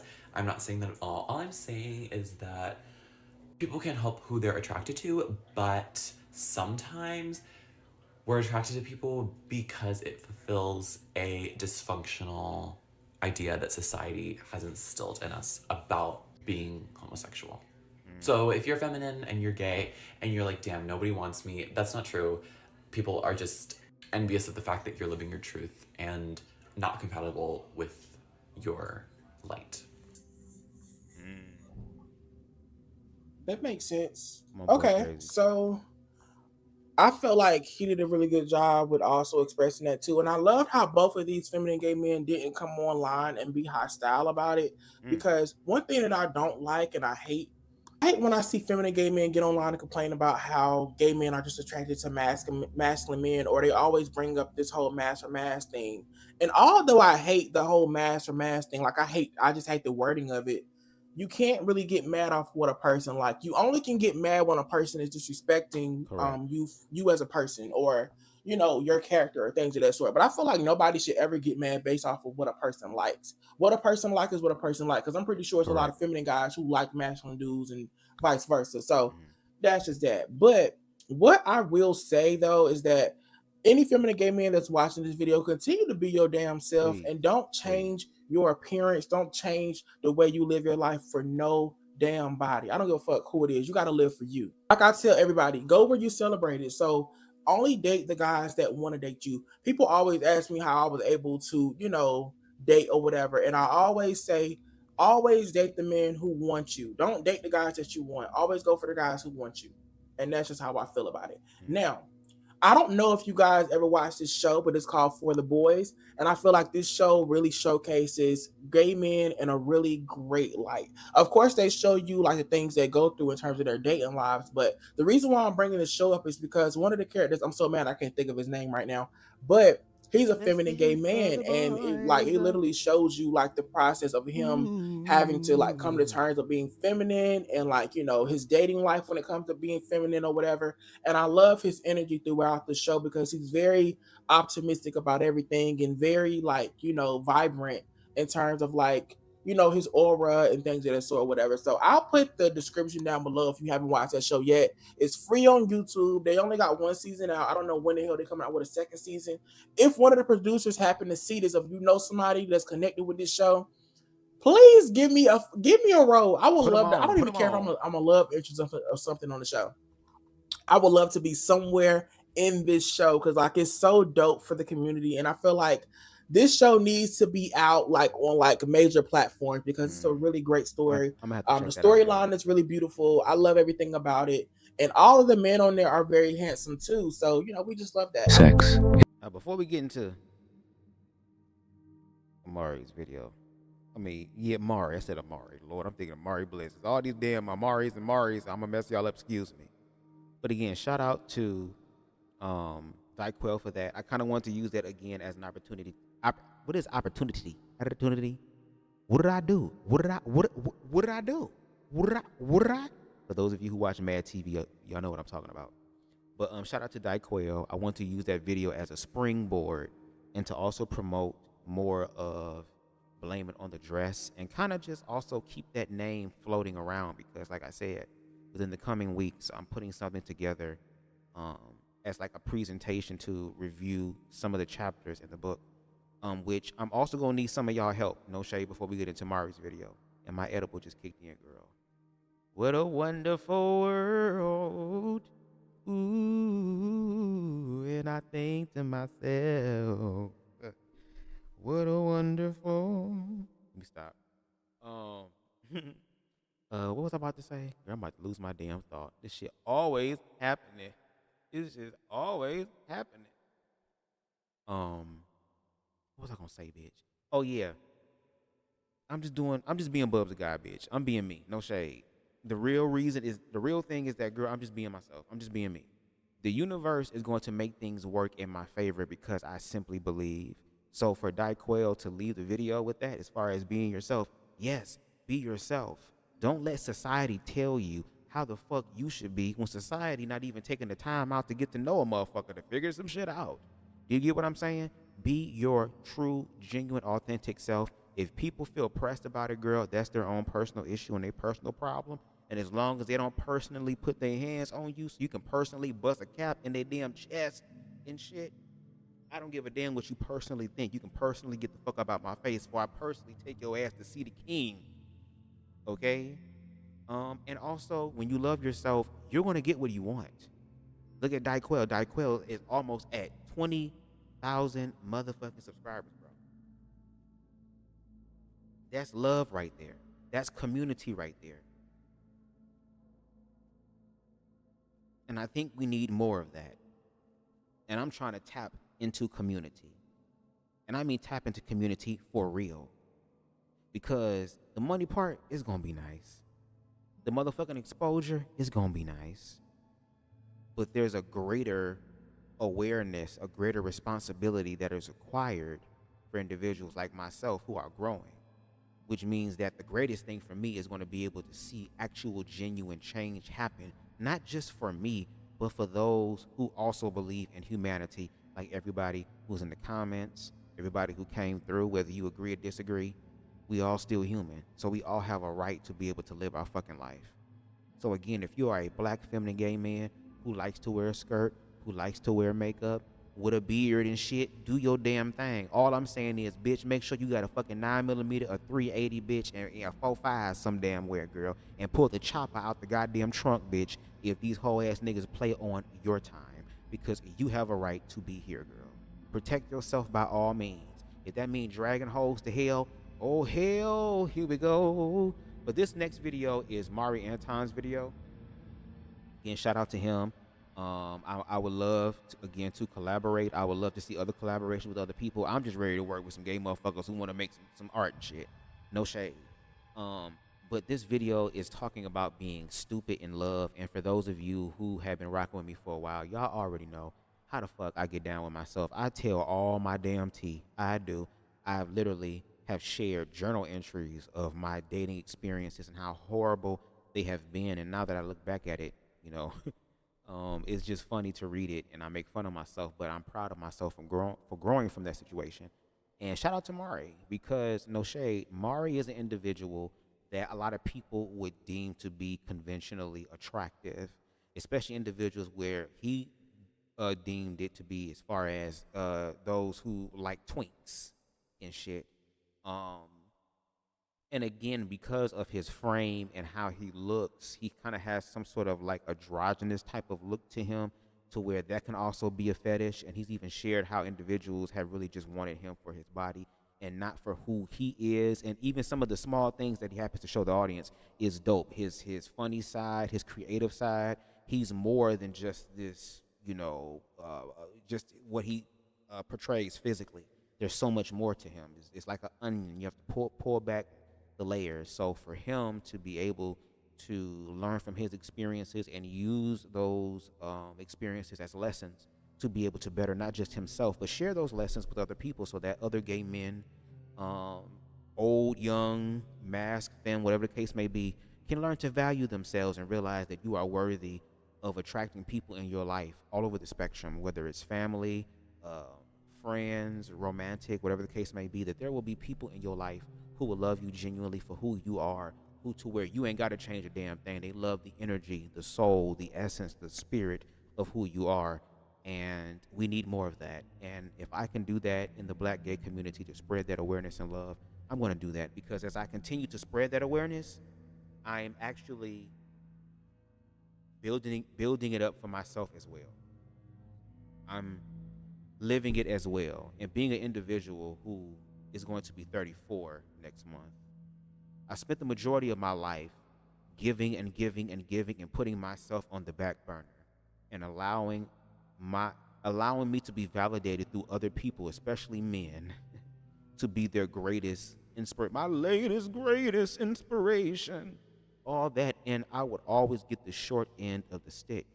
These past few years, I've been learning how to love on me and receiving what I deserve in my life.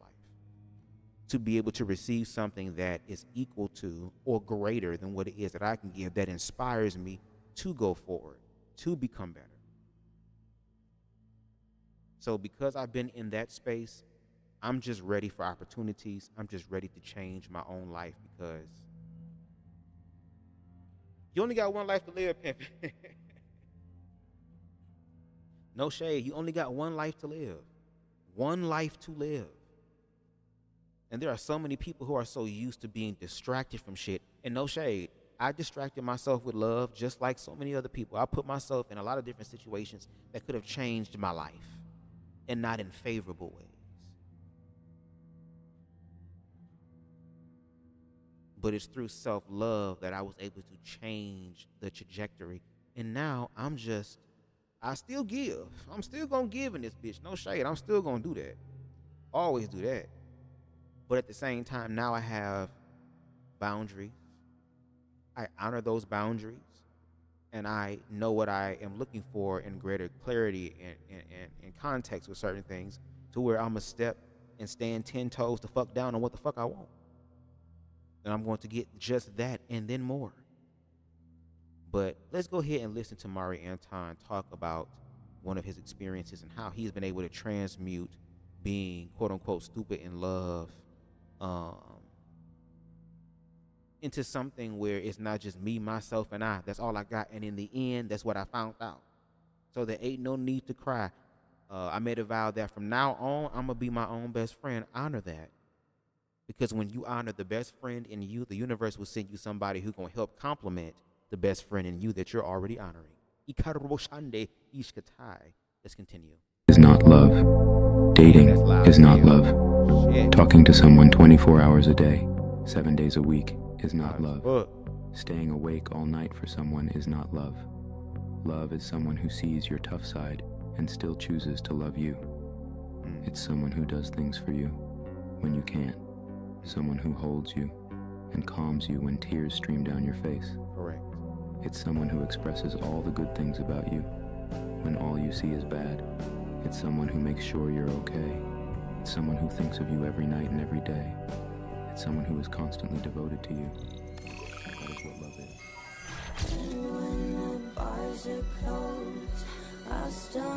How the hell the music still in the background? I thought I removed the music.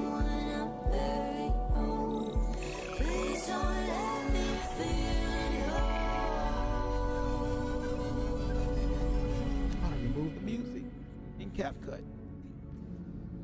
Hello you guys, it is Mark back with another video, and like I always say, don't be scared to fall because you may fall into a better situation. I like to feel like I'm a part of that better situation. You're already here, so you might as well subscribe. Make sure Without further ado, let's get into today's video. A lot of times, a lot of us can be stupid in love. When you mix a toxic environment with the love that you already feel for someone else, it can sometimes make you a bit delusional to what may be right in front of you. You know exactly what you should do, but for some reason your heart won't let you do it. What if I'm wrong? What if I'm wrong about this person? What if these mistakes are all a part of the journey and the cycle continues until you're able to break it or you get hurt? When love first comes about, it can be the best feeling in the world. But the sad truth is, the true test of whether your love will stand the test of time is when the honeymoon phase is past. The honeymoon phase. Before we get into the honeymoon phase, and I'm still trying to find, because what he's talking about, again, I can go all over the damn book, y'all. And these lives be impromptu. They be in the mode, in the moment. Okay? When I start doing more so of my edited content, it'll be more, polished and uniform. But right now, we just in the experimental phase. Phase, no shades. Phase, no shade. But yes, the honeymoon phase. Yes, we've all experienced the honeymoon phase. That's the beginning of it. You're learning everything. Oh my God, it's so amazing, so wonderful. You excited about the motherfucker, girl. The nigga be on your mind, girl. You be sitting there at work and shit. Can't wait to get the hell off. Shit, motherfucker come over. The nigga smoke weed and he motherfucker bring food too. All type of stuff. The sex is amazing. It's amazing. The sex was spectacular. All that type of shit. So yeah, like that beginning aspect is going to be there, the novelty phase. But I think that's one thing that we in the queer community don't really talk about or don't know how to deal with. A lot of us be rushing into shit, and I ain't gonna hold you. I have also been an individual who has been guilty of doing that, rushing into shit. And when you rush into shit, you're gonna fuck yourself up. And I fucked myself up every time. So I think that if we were to look at it in a different type of way, maybe if we can focus on being friends first and then like redefining the word friend, not looking at it as far as friend zone or as far as, oh, I'll never be your romantic interest or whatever the case may be. But before we even get to the romantic aspect, let's see if we can do the friend thing first, because wouldn't you want to be with someone who is also your lover and your friend? So I think, again, queer people, we also have a responsibility and an accountability of why these things are happening to us. Like, we're not having those real-ass conversations, or we're not being honest in those conversations. And shout out to the individuals who do love themselves, because, yes, it can feel very lonely if you look at it a certain way, because you're not being chose by the one that you want or the one that you romanticize in your mind that you want. But to still be open enough to receive something that is a blessing that comes when it's least expected. That's usually when it hits for real, for real. And when that thing actually hits, the honeymoon phase feels like that for a lot of the relationship. Even in the moments where there is bullshit, y'all just taking a pause on the honeymoon phase, but y'all gonna press motherfucking play in a motherfucking millisecond to create it and continue that again. So learn to love yourself, and you'll decide and see how long that honeymoon phase is gonna be, baby. How long is it gonna be? The high of a new connection. Once the beginning interest phase, you're left with the person you've chosen.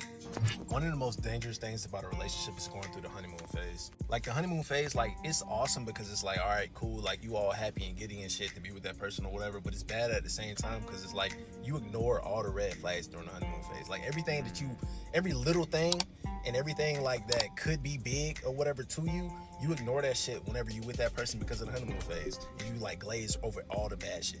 And it don't necessarily have to be bad shit like far as like what that person doing is like actually like considered a bad thing to other people, but it could be something small to you that you deem is like something like that you don't like, but you didn't notice it and you sat there and put up with it because you was in that honeymoon phase. And then once the honeymoon phase wore off and now you sitting there and you like, you know, I actually really don't like this, you know what I'm saying? And then now when you bring it up and shit, now it's a problem. And when you bring it up and it's a problem, now it's like, oh, well, you didn't have an issue with it before. You didn't have an issue with it before because you was in the honeymoon phase.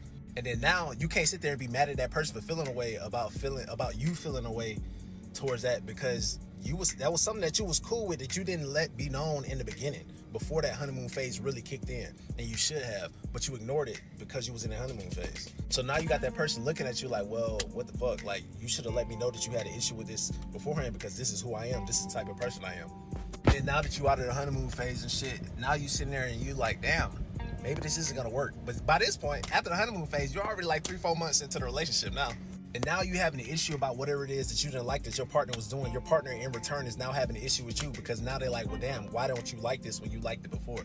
And if you didn't like it, you should have said something. So like, that's why I be telling people all the time or whatever. I'd be like, look, you gotta like wait about 3 to 4 months after y'all get in a relationship to really start picking up on shit or paying attention to that shit, because it's like 3 to 4 months after a relationship, that's when the mask come off.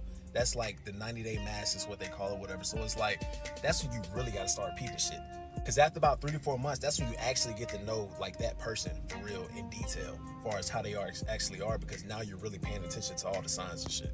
So yeah, that honeymoon phase, that really will fuck everything up. And you'd be like, damn, now it's time wasted. And you're like, you know, I actually really didn't like this person like that. I was just all happy and shit to be in a relationship. Now I gotta start over. Acts of true love come after. And no shade, I have been in, again, those positions to ignore the red flags or to be like, well, this person has been hurt so bad in their life, niggas have done them wrong, so I'm gonna do everything different. But then what happens is that when you meet individuals who do everything different, you have individuals who are afraid to receive what is really that good thing, because again, now I have to see whether I trust or not. And in my experiences romantically, that has always been the case, to where whenever me and that person reconnected, because again, I got to a point to where I had to let go and accept what the reality was. And whenever I did that, here came the motherfucking, what they call it, girl, closure came in, to where they would tell me certain truths that I did not know before, because again, we are humans and we're trying to put on this act to be perfect, have our shit together, as opposed to showing up as who you are. Queen Stevie says in the comments here, trans people, we're fetishized as well too, so it's across the board, again, desire, and we still need to have a conversation about colorism and how that falls on the scale of white supremacy as well. And we are, I think you said we are, and it says example, because I didn't feel I was good enough or pretty enough, and still to this day, I don't see it, and sometimes I don't feel it. I wanted to bleach my skin. I wanted cosmetic surgery, and it's because of pain and trauma for some people in our community of not being valued enough. And the fact that you were able to be honest enough to say that, Queen, I really appreciate that, because that is the honesty that we need.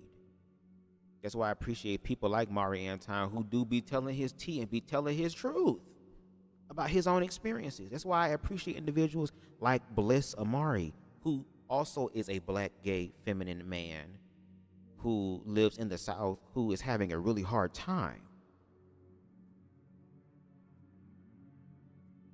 So you have these individuals, again, who already feel like they're not enough because society has told them that in order for you to be valued, in order for you to be loved, in order for you to be affirmed, you have to meet these criteria.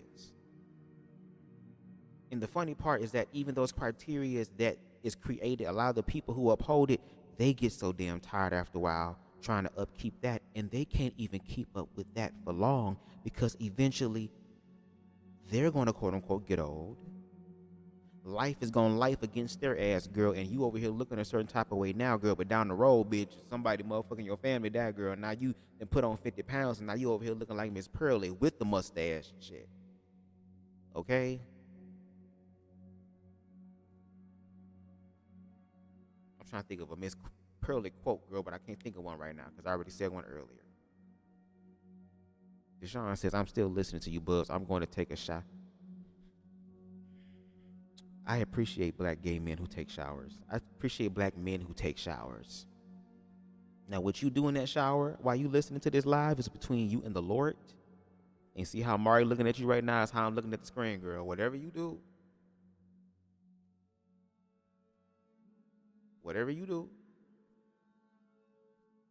in the shower, girl, whatever you do,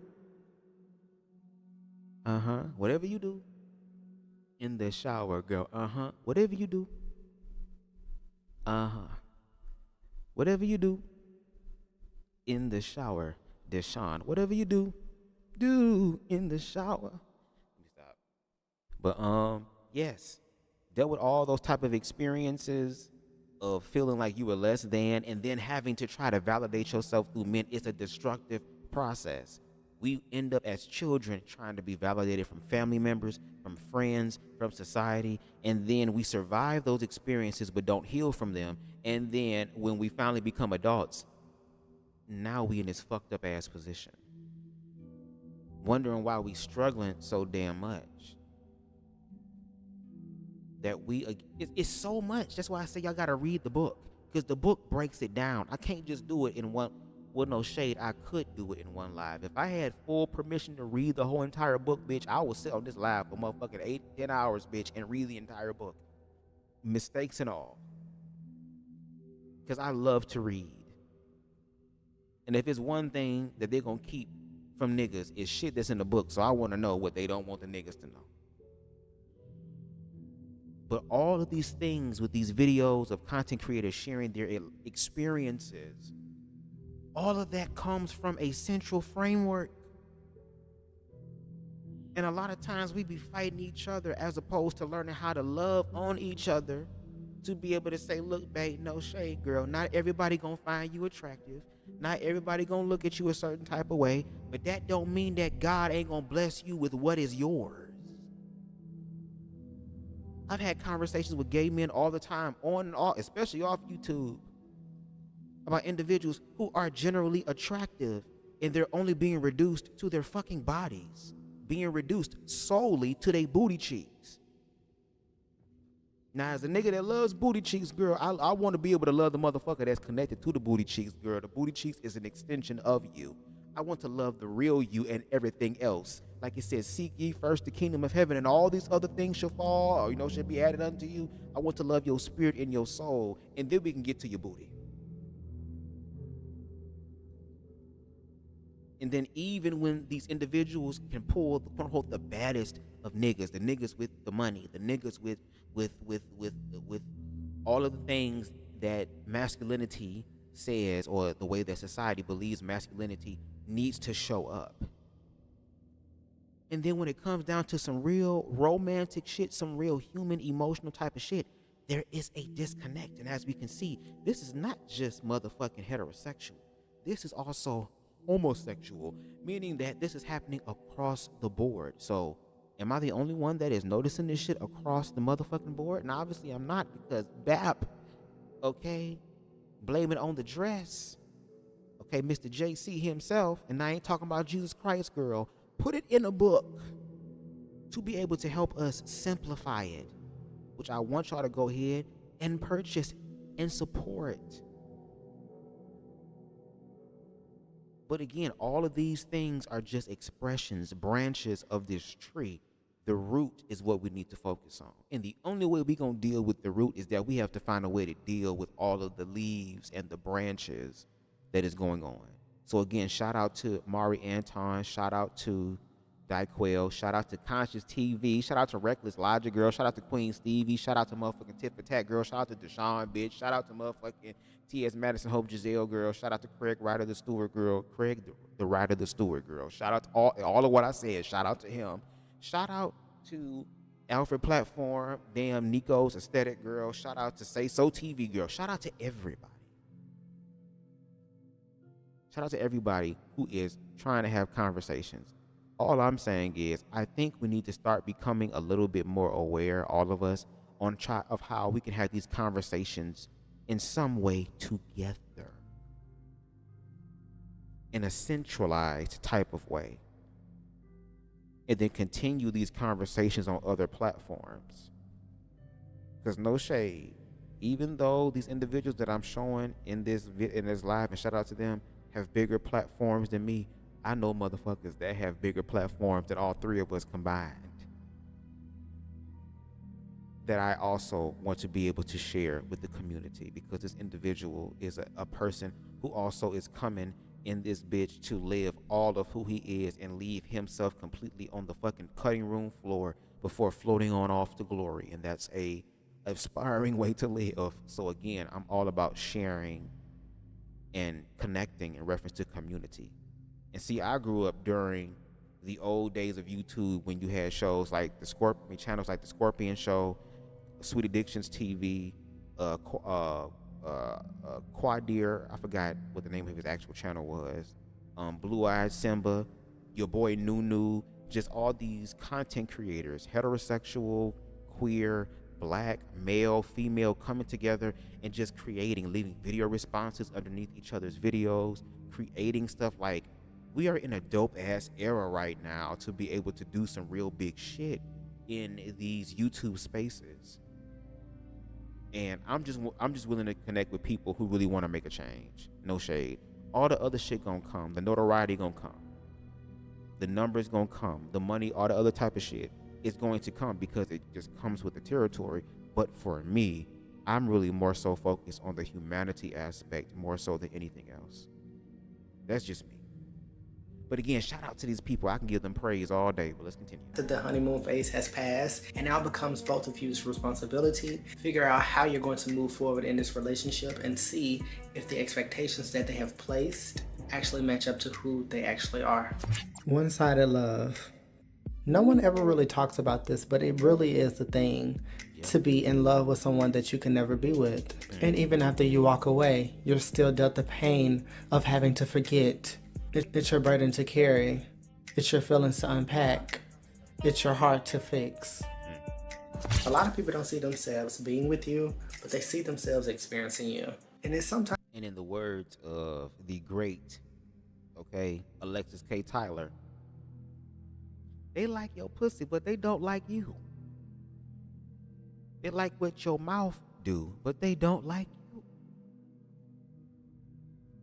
They like how you act like they mind is dead to bust nuts out their head. Shout out to Mother Alexis K. Tyler. Shout out to her. I love her. Mother Queen Drip.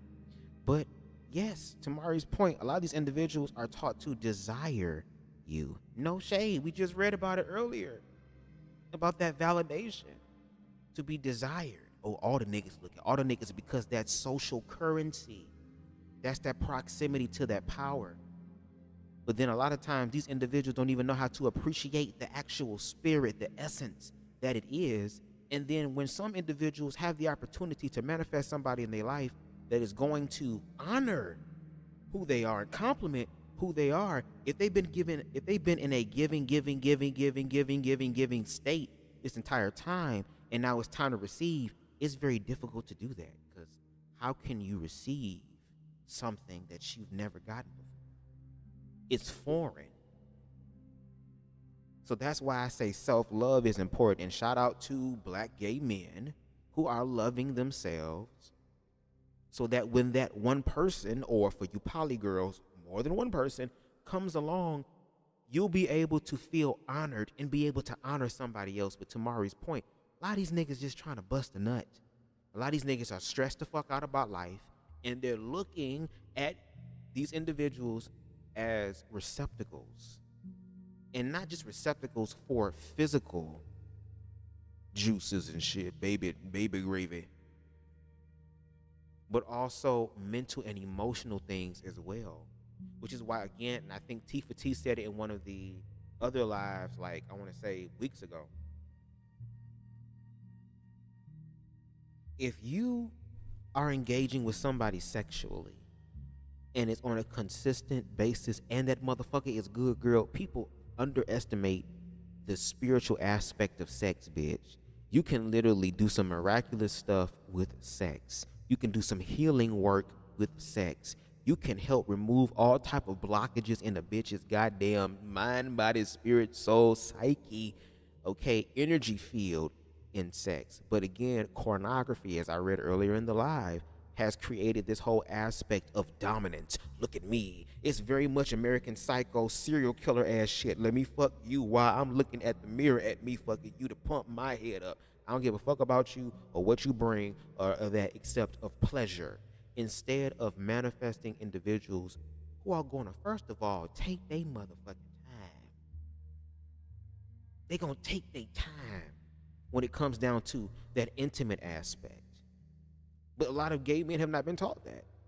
And no shade, you have certain gay men who says that if your ass is a top tier top girl, you're going to get the booty first, then worry about the emotions. Because if they going to let me smash, I mean, instead of me being in my high vibratory energy and saying, hey, you know, I ain't trying to get down like that. I'm trying to get his dick to a motherfucker that earned it and whatever. He ain't saying that. They saying, no, we going to take the booty if you give it to us. But afterwards, we ain't going to fuck with you no more.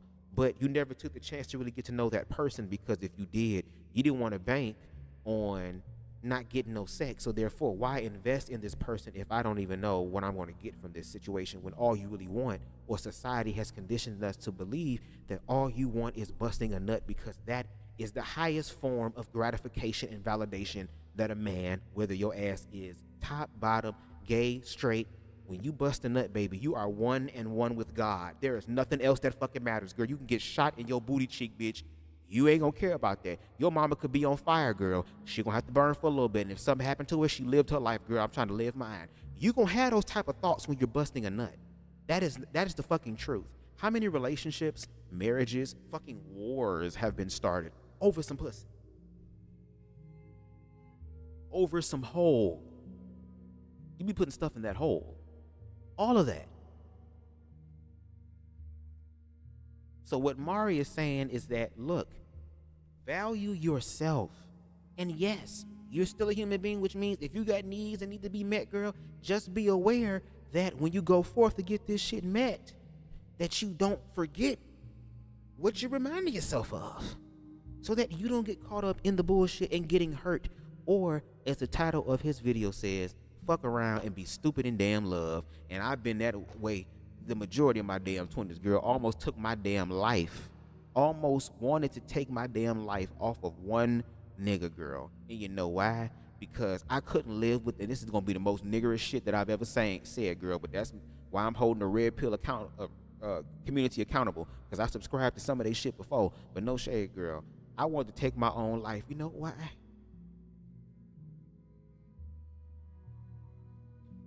I really, really, really wanted to get to know this nigga more mentally and emotionally, but there became a point where he just stopped doing that out of fear, because it became real for him.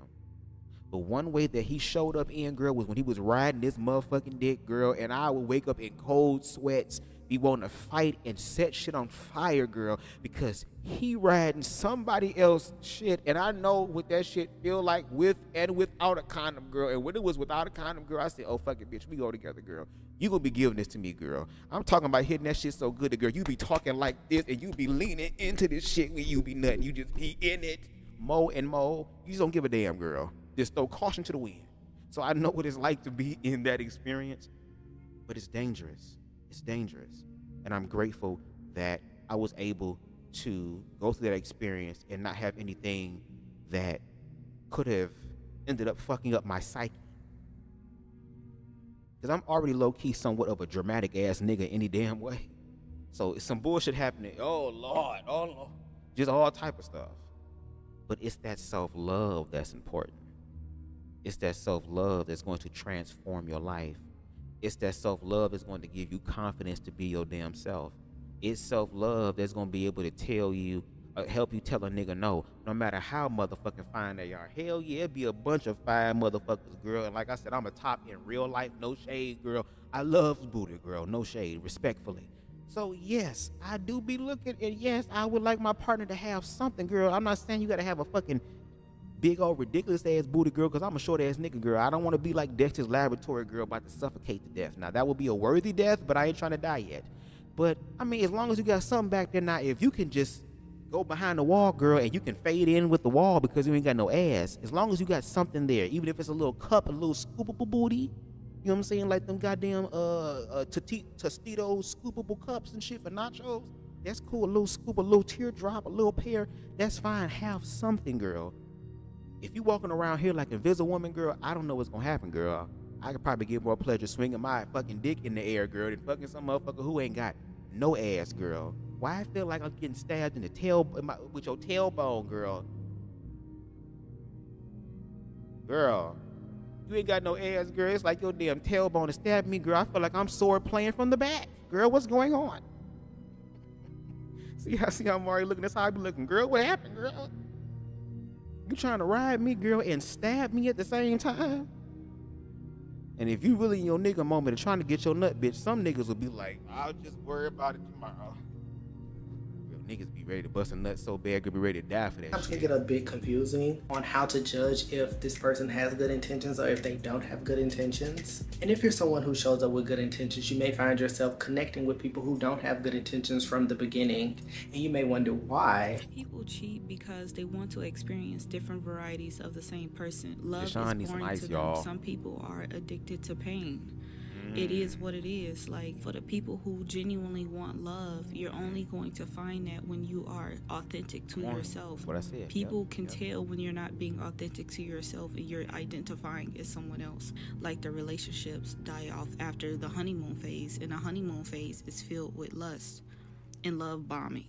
It's when you're doing a lot of, sex, and you're telling this person that you love them, and you're giving them the most energy because it's exciting. It's not love if the person gets bored of you after the honeymoon phase. You didn't meet your person. That's not your person. So that's why they cheat, to experience different varieties of the same person, because you're not their person. You know people personally that been married for a very long time, that's been in love. You can tell when people are actually in love. They look no different than how they did years ago. They're literally the same person. You would think, oh, they would get bored of that. They will never get tired of their person. It don't matter if they eat the same foods, they do the same positions, they live the same life, they met their match. This is somebody that you're going to marry, have children with, live with for the rest of your life, or whatever the case may be. People don't want that. They get bored of that. They don't want to have to see the same person every single day. That is lust. And that is okay for some people. And people don't want to realize that. And I wish that we stop throwing around this love word, because that's not love.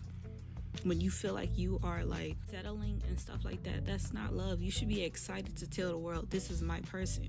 And it's okay for you to love someone, but that person not love you back. It's okay to realize that, but it's not okay to stay in that, because eventually it will eat you up. And I know you're wondering, okay, well, what about you? I've experienced love and I messed it up because I was too hurt.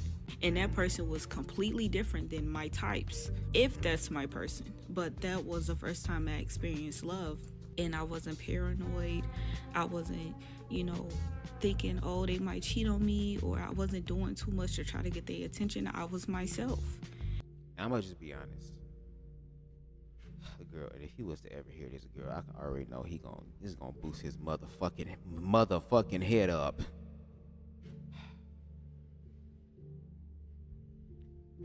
There's only been one person in my life that I was in love with, who I felt and I knew was completely in love with me, and that was my first love. I learned a lot from that person.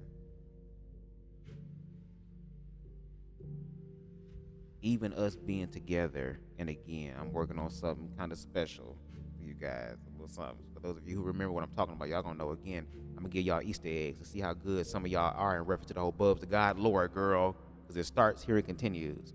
But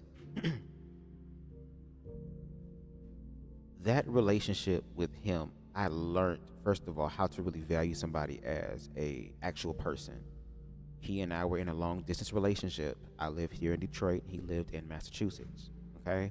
So for like, I want to say 5 to 6 months, all we did was talk on the phone. And this was in 2009. So this was like the inception of Facebook and stuff. I still had MySpace at the time.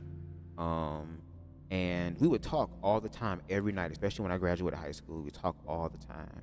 And I remember that I went to go see him during Halloween, and it was like the best experience ever. Or like people would say the honeymoon phase. But it was like after the sexual experience with him, I still loved him, and I know that he loved me. He really showed me that, because there were plenty of other niggas that were trying to get at him, because that no shade. During that time, my self-confidence was very low. You know what I'm saying? Like, I was gagged that the nigga chose me, because again, societally speaking, he would be deemed more attractive than me, more desirable. And even to this day, the nigga, I can admit and agree that yes, a lot of people would choose that nigga over me. But again, because I am a better person, I don't give a fuck about that. All I want is one nigga anyway. The fuck? Who trying to get more? It's enough trying to figure out who the hell BubzDaGawd is. God damn it. It's enough for me to figure my damn self out. It's another thing throwing another motherfucker in the mix. Now you want me to sit here and juggle and shit, bitch? I already came in this motherfucker as a leprechaun, girl. We not finna further incapacitate shit. Do you hear me? Damn. Bro. But yes, learn to love your damn self, because what she said in the video is absolutely true. You will know. You will know. That's why I think gay men, we need to learn how to court again. Let's go out on dates without the expectation of, oh, well, shit, I done bought for this. I'm sticking something in your butt. No, nigga. Cat Williams already told you niggas, girl, if you niggas going to the motherfucking dates or whatever the case may be and you horny as fuck, go beat the fuck off, nigga, so that your ass can look at the things more objectively, girl. The goal is to have post-nut clarity throughout the whole situation. Not just after the fact, girl, throughout the whole situation. But again, according to the book, we have been conditioned a certain type of way. And going back to me and my first love, our relationship dynamic was different, because at first I came in this bitch as a top, you came in as a bottom, girl. I ended up following the stereotypes of saying that, you know, I'm the man, you the woman, I'm the daddy, I'm grown, girl. And that nigga topped me more than I topped him, girl, which is why I say I am a top in real life, girl. I didn't sacrifice this whole girl to a nigga. That's the only nigga that I have done. And no shit, that nigga is currently trying to want me to once again sacrifice a girl. And I keep telling this nigga, girl, matter of fact, I ain't got to tell you shit. Let T.S. Madison tell your motherfucking ass, girl. Talking about you want to sit up here and you want to top me and shit. Nigga, what? This is what I told that motherfucking nigga, girl. Formed against me shall prosper. It won't work. Formed against me. Like, let his ass know, girl. Nigga still trying to top me today. Still talking about, oh, I'm gonna get that booty and shit. You know what I be telling him? Give me that ad lib again. No weapon. He be thinking I'm bullshit. He be sitting there talking about some, oh, you gonna give it to me, all type of crazy ass shit, girl. I'm like, girl, this low-key kind of sound a little scary, bitch. You gonna try to take it from me? Hell no. You ain't finna have a booty warrior spirit on me, nigga. I'm already motherfucking 5'2". What the fuck I look like getting, and this nigga is well endowed. For some reason, the universe sent me big dick niggas. It's like the universe laughing at me, girl. I don't want the dick, but be sending me big, huge, humongous ones, girl. And then those be the same niggas that be looking at me and be like, so when you gonna let me hit? Bitch, on the 33rd. On the 30 motherfucking 3rd, nigga, I'ma let you hit. You can hit all you want on the 33rd and the 37th of this month. Crazy ass shit. Told that nigga no weapon. One more time. No weapon. He still think I be lying and shit. This nigga over here be trying to use witchcraft and bitchcraft and wiggatry and faggotry work on me, girl, to sit up here and try to talk about, oh, I ain't gonna be hard and shit. I'm gonna be very romantic, you know. I ain't gonna pound you right now, girl. Not right now. We know that y'all niggas be rushing up and shit, girl, and no shade, bitch. When I say I'm a top in real life, girl, my booty hole is tighter than some of these red pill niggas, women's wives' vaginas, bitch. Okay, when I fart, girl, you can hear it, girl. It be sound like a paper bag is being ripped in this bitch. Girl, when I fart, dogs don't be fucking going off and barking at the damn moon and shit. No. Okay? You can't hide the church's secrets and the church's money in my ass. No shade. And again, shout out to the individuals that like getting shit put in their ass. God bless you. I want to tell you this, that we thank you. We give you honor and praise today and forevermore. Okay, we thank you for what you have done, which is why, again, bottoms should be the ones to nut first. No shade. I can get my nut. I ain't got to be in you to get it. I'm different. I'm a leprechaun, so I'm kind of different. You know what I'm saying? But you should get yours first. And then on top of that, you need to get something to eat, girl. You done sat here and starved and shit and all that type of shit, girl. What do you want? You need a body rub and shit, girl, the bath, all that type of shit, girl. Let me rub on the booty. Let me massage the booty, girl. Let me go ahead and show appreciation. Let me put on Destiny's Child, cater to you, and speak to your booty. And inspire what you do, no weapon, nigga. One more time. No weapon. Bitch. Don't be trying to touch my girl. Leave it alone. Leave it alone. I'm over here fucking up, girl, all pitchy and shit. Leave it alone. Leave it alone. I literally went right back to being myself, because before I loved somebody who didn't love me, and I started to lose myself. I started to become a completely different person. And then when I got with someone who loved me, I went right back to being myself, and they supported every single thing I did. That was the first time people came up to me and was like, oh, y'all are relationship goals. I literally woke up one day and was like, wow, I never thought that I would experience this. That's how you know that you might have met your person, when people start saying, oh, y'all are relationship goals, when y'all are just two people in a relationship. And that is a good thing. Again, there are green flags, y'all. We be so ready to ignore and deny the red flags. No, bitch, pay attention to the green ones and honor the green ones. Honor them. Be like, yes, thank you. No shade. I'm gonna put my sister and her fiance on blast. I like their relationship, girl. I be sitting there sometimes talking about some must be nice. Must be nice. Shit. Must be nice. But all jokes aside, the relationship that they have is like so fucking dope. And the fact that they've been able to grow with each other, like, that is literally something that I want to experience in all aspects of my ships, whether it's friendships, romantic relationships. I want it to be something that is more beautiful, fruitful, and life-giving. But in order for me to receive that, in order for Mari to receive that, in order for Dyquel, in order for goddamn Nico Aesthetics, in order for goddamn, CTV Sticker, he got a harem of hoes, bitch, so he got choices. The Deshaun's, the Queen Stevies, for everybody who is under the sound of my voice that wants love, you have to receive it from yourself first, so you know what it feels like. Because when people come into your life, if they're really for you, what they're going to do is already compliment what you already give. Not complicate it, but compliment it to actually make it better.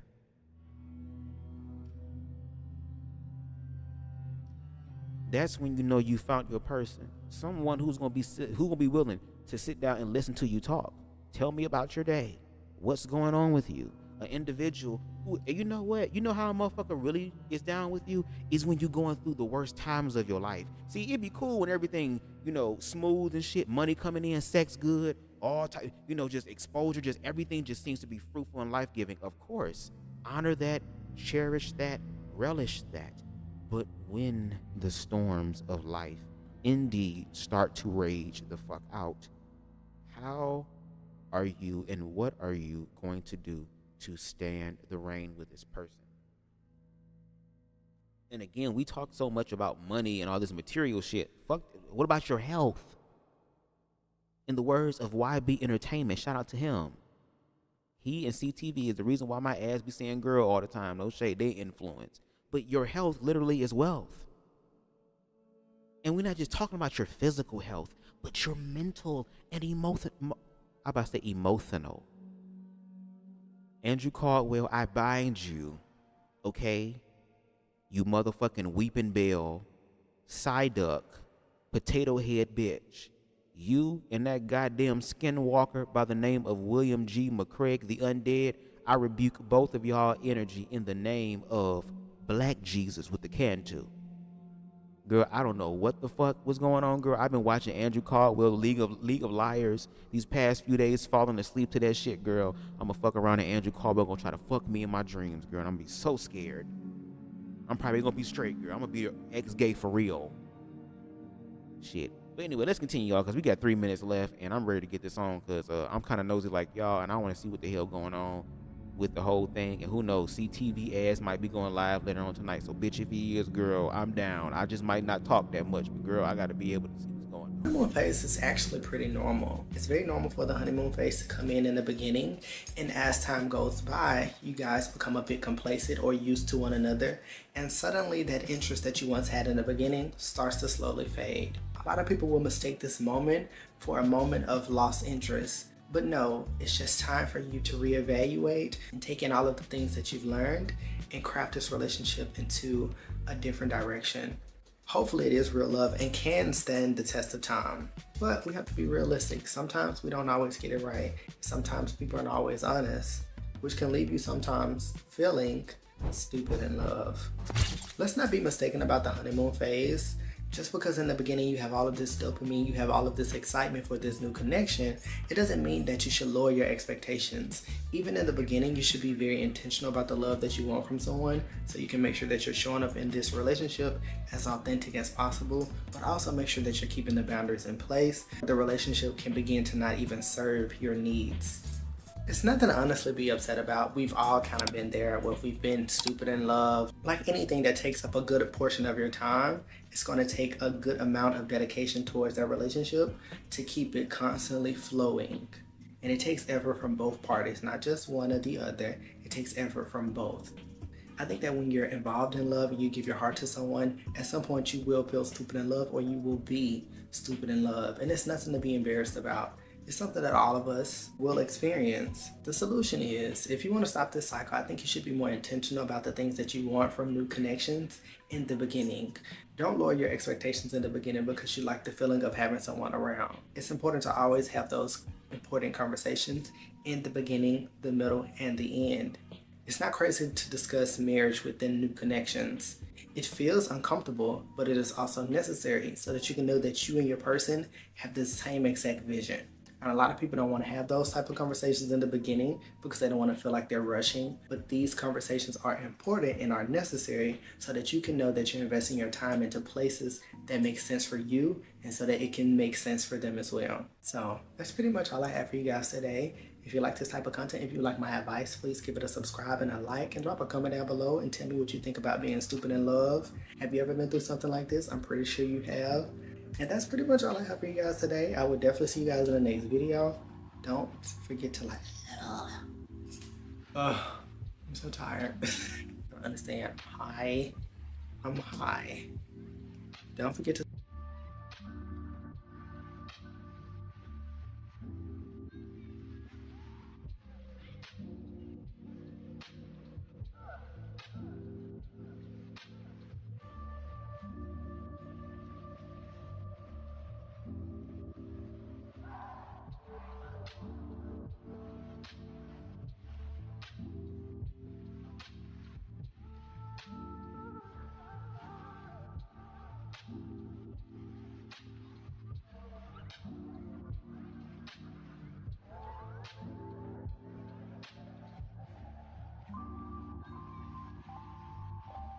God damn it, I've been on mute this whole time, girl.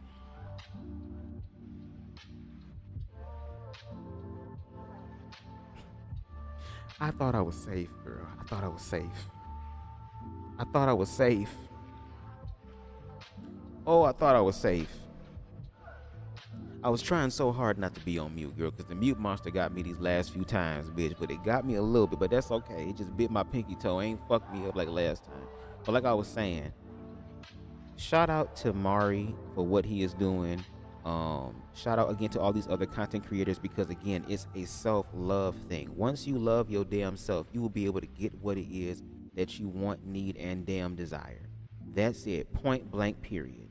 When you love yourself for who you are, the universe will touch and agree with your ass, which means that you got to also walk by faith. And that is something that a lot of us, regardless of where we are on the spectrum, girl, we all struggle with that. So we all need to learn how to delve into that more, which is why information is important. Because a lot of the things that we are attracted to, a lot of times have been conditioned into us to believe, and it's not even our own thoughts, which is why we have to explore ourselves and find out what it is. That's why, again, I appreciate and I affirm gay men who are feminine, because I also was a young boy who also was effeminate and had to suppress that. And even with my attempts on suppressing that, my peers still saw through the bullshit and they still fucked with me through all of it. To where I, again, almost wanted to take my damn life, because I didn't have affirmation from my male peers at the time. My father, because yes, he loved me, but he didn't know that I was gay, but he probably had a strong indication and probably was doing everything in his power to make sure that the shit wasn't true. But I dealt with the negative aspects of that society, and then to find out that there are some individuals who have lived and have become adults and they fuck around with the same niggas who destroyed them or put them down when they were children, and they haven't even learned from the situation. It's just now I can find it. Fuck you. That's the one awareness that I know.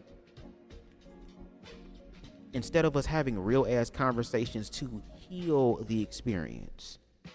And that's why I also have to hold the queer community accountable, because if you want to be healed from your experiences, if you want to live something better, you're also going to have to learn as well to receive new information. But just like Mari said, you have to be dedicated to yourself. Dedicated to you above all things. And that's not a narcissistic thing to believe, because if you are no good, you will be no good for anybody else. You have to get to a place to where you're in an overflow state. I say this all the time. Overflow. What's in your cup is for you. And for the people that you do sacrifice in reference to sharing your cup with, make sure those are individuals who can do the same thing for you.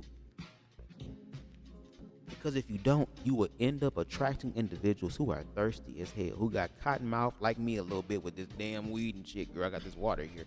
But all of that and not give to you.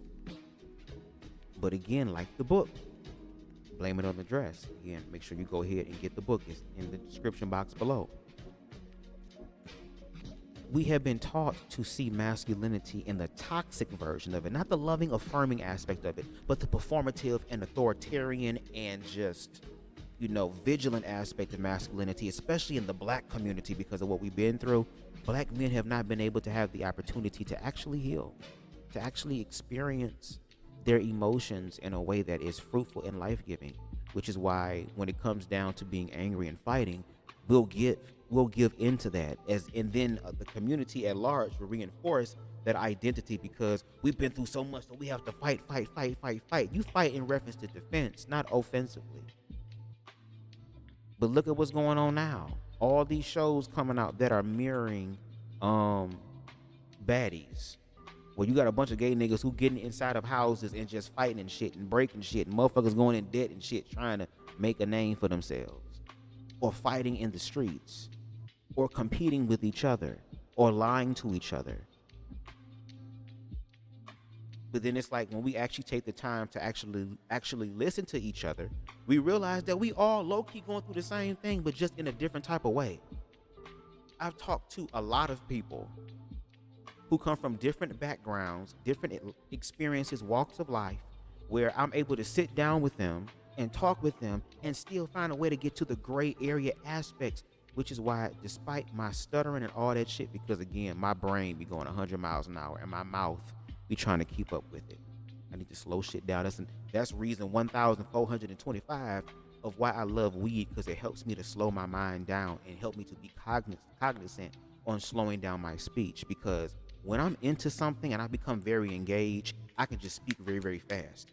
Some people can understand it, others can't, and sometimes I will trip myself up. Shout out to Queen Stevie. She be saying all the time, girl, you be tongue-tied. Hell yes. Don't ask me no tongue-tied shit, girl, because I'm going to fuck it up. No shade. But at the end of the day, ladies and gentlemen and everybody in between, love your damn self. So I appreciate Black queer content creators that are doing the damn thing. And the reason why I'm doing all this and like having a new perspective on this, especially now that certain things have been lining up again and it seems like, you know, we on a higher trajectory here. I spent the last 3 years, let me big screen this shit, girl. Shout out to Mari. Did I hide the thing? Oh, we still good. We still playing. Still playing. Okay. Well, Lord, I might lose my damn thought. It's about the time to go anyway. No shade. Listen, love your damn self. I'm gonna keep saying that. It might sound repetitious over here on BubzDaGawd, but that's how you create, you know, new habits. You have to continue to like do this and be consistent and believe in it and low-key have a slight level of delusion, because that is what faith is. That I know something's going to happen, even though right now it looks like that's not the case. I'm believing something better and putting in the work to make that happen, and sooner or later the universe will bring that to you. So I'm just doing my part to share the good fucking news with everybody. That's just me. That's just me. Okay, let me look at some of y'all comments real quick before we get the fuck up out of here, because I ain't know that T.S. Madison and them was going live tonight. Deshaun says, all right, Bubs, I took that nice hot shower now. I'm feeling really good and amazing. Girl, oh my, I just love when you say sex, BubzDaGawd. It's like your appetizer. And what? It's like your appetizer and you see what you're doing. Yeah, I'm gonna have to work on that OnlyFans thing, girl, because I'm working on some OnlyFans content, but it's not gonna be what you expect. But I'm gonna still give you what you want. I'm just gonna need for y'all to participate with y'all imagination. Hell yeah, girl, because I ain't gonna be doing this shit for free, girl. Hey, especially when I'm doing some shit that I normally don't do, bitch. Hell yeah, I'm gonna be getting something out of that. But y'all stay tuned, because there might be something that's coming like later on in the year. These are just ideas being thrown in the air. Nothing's sticking yet. Again, just brainstorming. Sean says, you are advertising, talking about sex, Bubs. It's so amazing. You're making it so like I want to do it. Oh, Lord. Ooh, I'm glad you took a shower, Deshaun, girl, because you was over there talking about leaking and shit. I was like, I don't think that's normal. The Black Anarchist said, yes, I have had dudes ask me to wear a wig and makeup so that they don't have to feel like they are gay. I refuse. And understandable, but no shade. If the nigga that I'm with low-key want to put on a wig and just want to see, I'm not going to be against it. Because it'd be some motherfucking individuals that do put on some hair to where it'd be like, okay, I can explore this. I can explore this. You know what I'm saying? Because I know who the person is. It's just like role playing. Like, I love role playing. It's one of my favorite things to do. That's how I know the nigga that's going to be with me, girl, you going to be thanking God every day, girl, because you're going to be like, girl, this nigga is so creative, girl. I don't know how you did it. And I told you how. I sacrificed my height, girl. I could have came in this bitch 6'4" and had it easy, girl. But I said, no, let me come in this bitch 5'2", bitch, and do big king shit. Let me do that. You know what I'm saying? But yes, if it's individuals who want you to do that simply because it's a fetish and that's it, and they wiping up the damn nut with your damn wig and shit, throwing it in your face, here, bitch, then yeah, get the fuck out. You know what I'm saying? But if some niggas want to wear some hair or something like that, I mean, it ain't nothing wrong with it. Boy Crazy said, Bab, is your book from a black feminine gay male's perspective? He says he has a different opinion on this subject. He says, I don't think it is about a feminine perspective. I believe that people should be free to be whom they want to be. This is about holding straight people accountable and combating homophobia. No shade. I think it also opens up the conversation to have open up the conversation to have conversations, to open up the conversation further, to hold even the queer community accountable, because we also unfortunately play into those stereotypes. So again, it's an amazing springboard, and make sure that y'all go ahead and support this man with his book. Okay? Yes, I'm tired of niggas asking me when they gonna let me hit. Bitch, not never. I'd be like, Lord, send me a nigga girl who got a micro dick girl. I'll let him top me in. I'll be acting like shit. Oh yes, oh, I'll do all that, girl. But the Lord be sending me niggas who be this whole motherfucking mic holder stand thing, girl, on soft. Getting behind me, putting their dick all in my back. Girl, hell no, you're not about to give me a spinal tap. You're not about to give me a bladder infection. You're not about to turn me into a shish kebab. I'm not about to be on this bitch slow roasting, girl, with a damn apple in my damn mouth with damn green, yellow, and orange peppers and onions on top and behind me and shit. Now, if you like getting stabbed, girl, if you like laying there, girl, and just feeling like Michael Myers is just double handing your ass, I thank the universe for you, because look, there are people in the world who do shit that I ain't gotta do, so I'm grateful for that. I'm thankful for that. But to them niggas, stay away from me with that shit, please. Please, like I said, the most I would probably do is slut my damn throat out. That's it. But other than that, no. My eyebrows are burning. My toenails is burning. Don't you know? When you gotta use the bathroom, girl, and you gotta like really go, and you get close to the bathroom, and it seems like the closer you get, it's like your muscles be failing and shit. You can feel it all in your thighs and shit, girl, like you're trying to hold on for dear life. That's what I feel right now, thinking about all these niggas, girl, who sat up there and said I'm gonna let them hit. Bitch, y'all better hit a crack pipe. Y'all gonna have a better chance with that than with me. Cause bitch, with me, the weapon is definitely gonna prosper, bitch. Sean said, you're definitely the leprechaun. You like, hold on, I'm a pimp. Man down. Oh, Lord. A pimp named Slickback. Girl, I'm glad that I was not on mute the entire time. Oh, Lord. This nigga over here comparing me to a tea girl. Let's get into the actual tea with the voice. Oh, my God. Oh, my God. Like, I am enjoying this mango Bubs. It's so delicious and juicy and yummy. You're so flavorful, and I'm also making a tea out of it by me using the seed of the core of the mango and boiling it with honey and cinnamon and turmeric. I'm glad that you are enjoying your tea, bitch. Is it good? Is it good? Is it helping your... Girl, I about to say it's helping your throat, girl. It's enough going on. Let me stop. Girl, let me stop. You just came in on the tail end, T for T. You got a replay for your ass. We did good, y'all. It's 2 hours and like 30-something minutes. That's pretty good. Because I low-key wanted this bitch to be an hour and a half, 2 hours, but hell, it is what it is, girl. I wanted to give y'all something. I ain't go live this weekend or whatever. I was mostly on other people's lives or whatever, so. But yeah, I'm about to be nosy like everybody else, no shade. So again, shout out to everybody who came through for the live. Again, shout out to Daquel Dante. Shout out to Mari Anton. Make sure y'all go over and subscribe to them as well. Show them love. If you like the vibe over here on BubzDaGawd, please make sure you hit that like button, okay? And also make sure you subscribe, okay? And when you do, hit that notification bell so that you can stay up to date with all of my content, both live with my ratchet, high, spiritual, metaphysical, leprechaun ass and more, girl, or my edited stuff, which is more potent, girl. You think I'd be saying crazy shit off the whim, girl? Imagine when I can sit down and write shit. It's a whole different level of shit. Okay, if there's anything that I've said in this live that you would like to respond to or share on your platforms, I don't give a damn. I give you full free permission to use my content, to do commentary or whatever the case may be, girl. If you think that I'm an ugly motherfucking leprechaun, girl, that is going to hell, girl, share your thoughts about it. But all I ask is that if you're going to do it, tag me at BubzDaGawd so I know that it's fucking real. That's all I'm saying. And if you do feel so compelled, you can definitely hit me in the Cash App, $signs BubzDaGawd. Okay, we take everything that jingles, folds, and in between, girl. We are top, bottom, verse, and tri-sexual, girl, when it come down to that Cash App. Okay, you want to be able to buy Bubs a pre-roll, girl, or a few of them, or a pack of them, girl?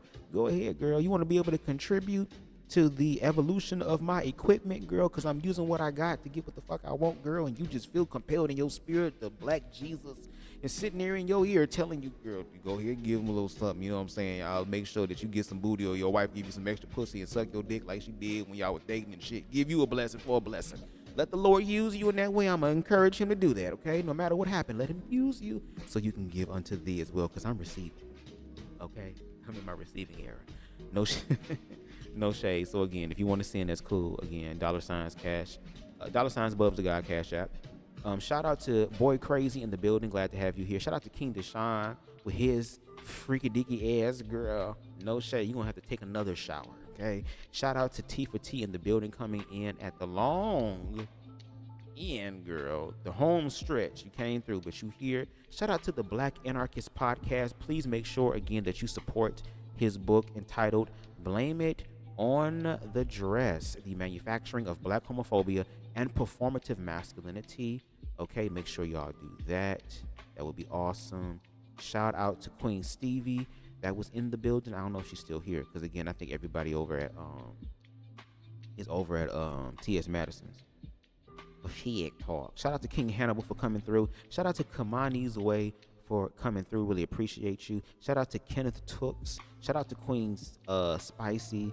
Shout out to King Harold. Shout out to, I think it was, let me see if I can pull everybody up on my phone, this other phone, because I can only do so much on this chat ninja thing I use for OBS.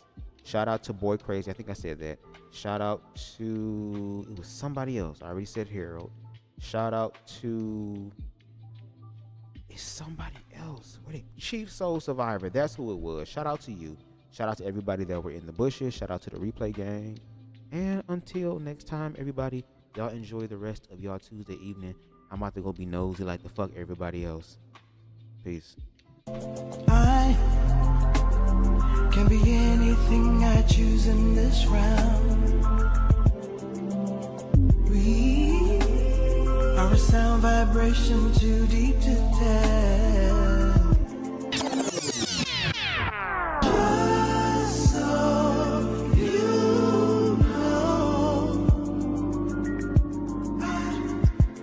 I'm the best in the motherfucking world.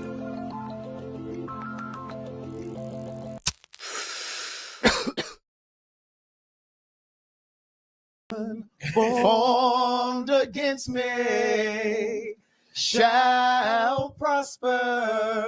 Oh, it won't work. No weapon formed against me. Give me that ad lib again. No weapon. One more time. No weapon. One more time. No weapon. Bitch. Who the fuck y'all hoes think? Okay, the facts are back. So who the fuck y'all hoes think it was, bitch, or what time of day it was? Okay. You gotta understand that this is a community-based project. We're not getting any funding from the government. I seen bitches out there talking about, wait till Trump hears about this. Trump can suck my dick.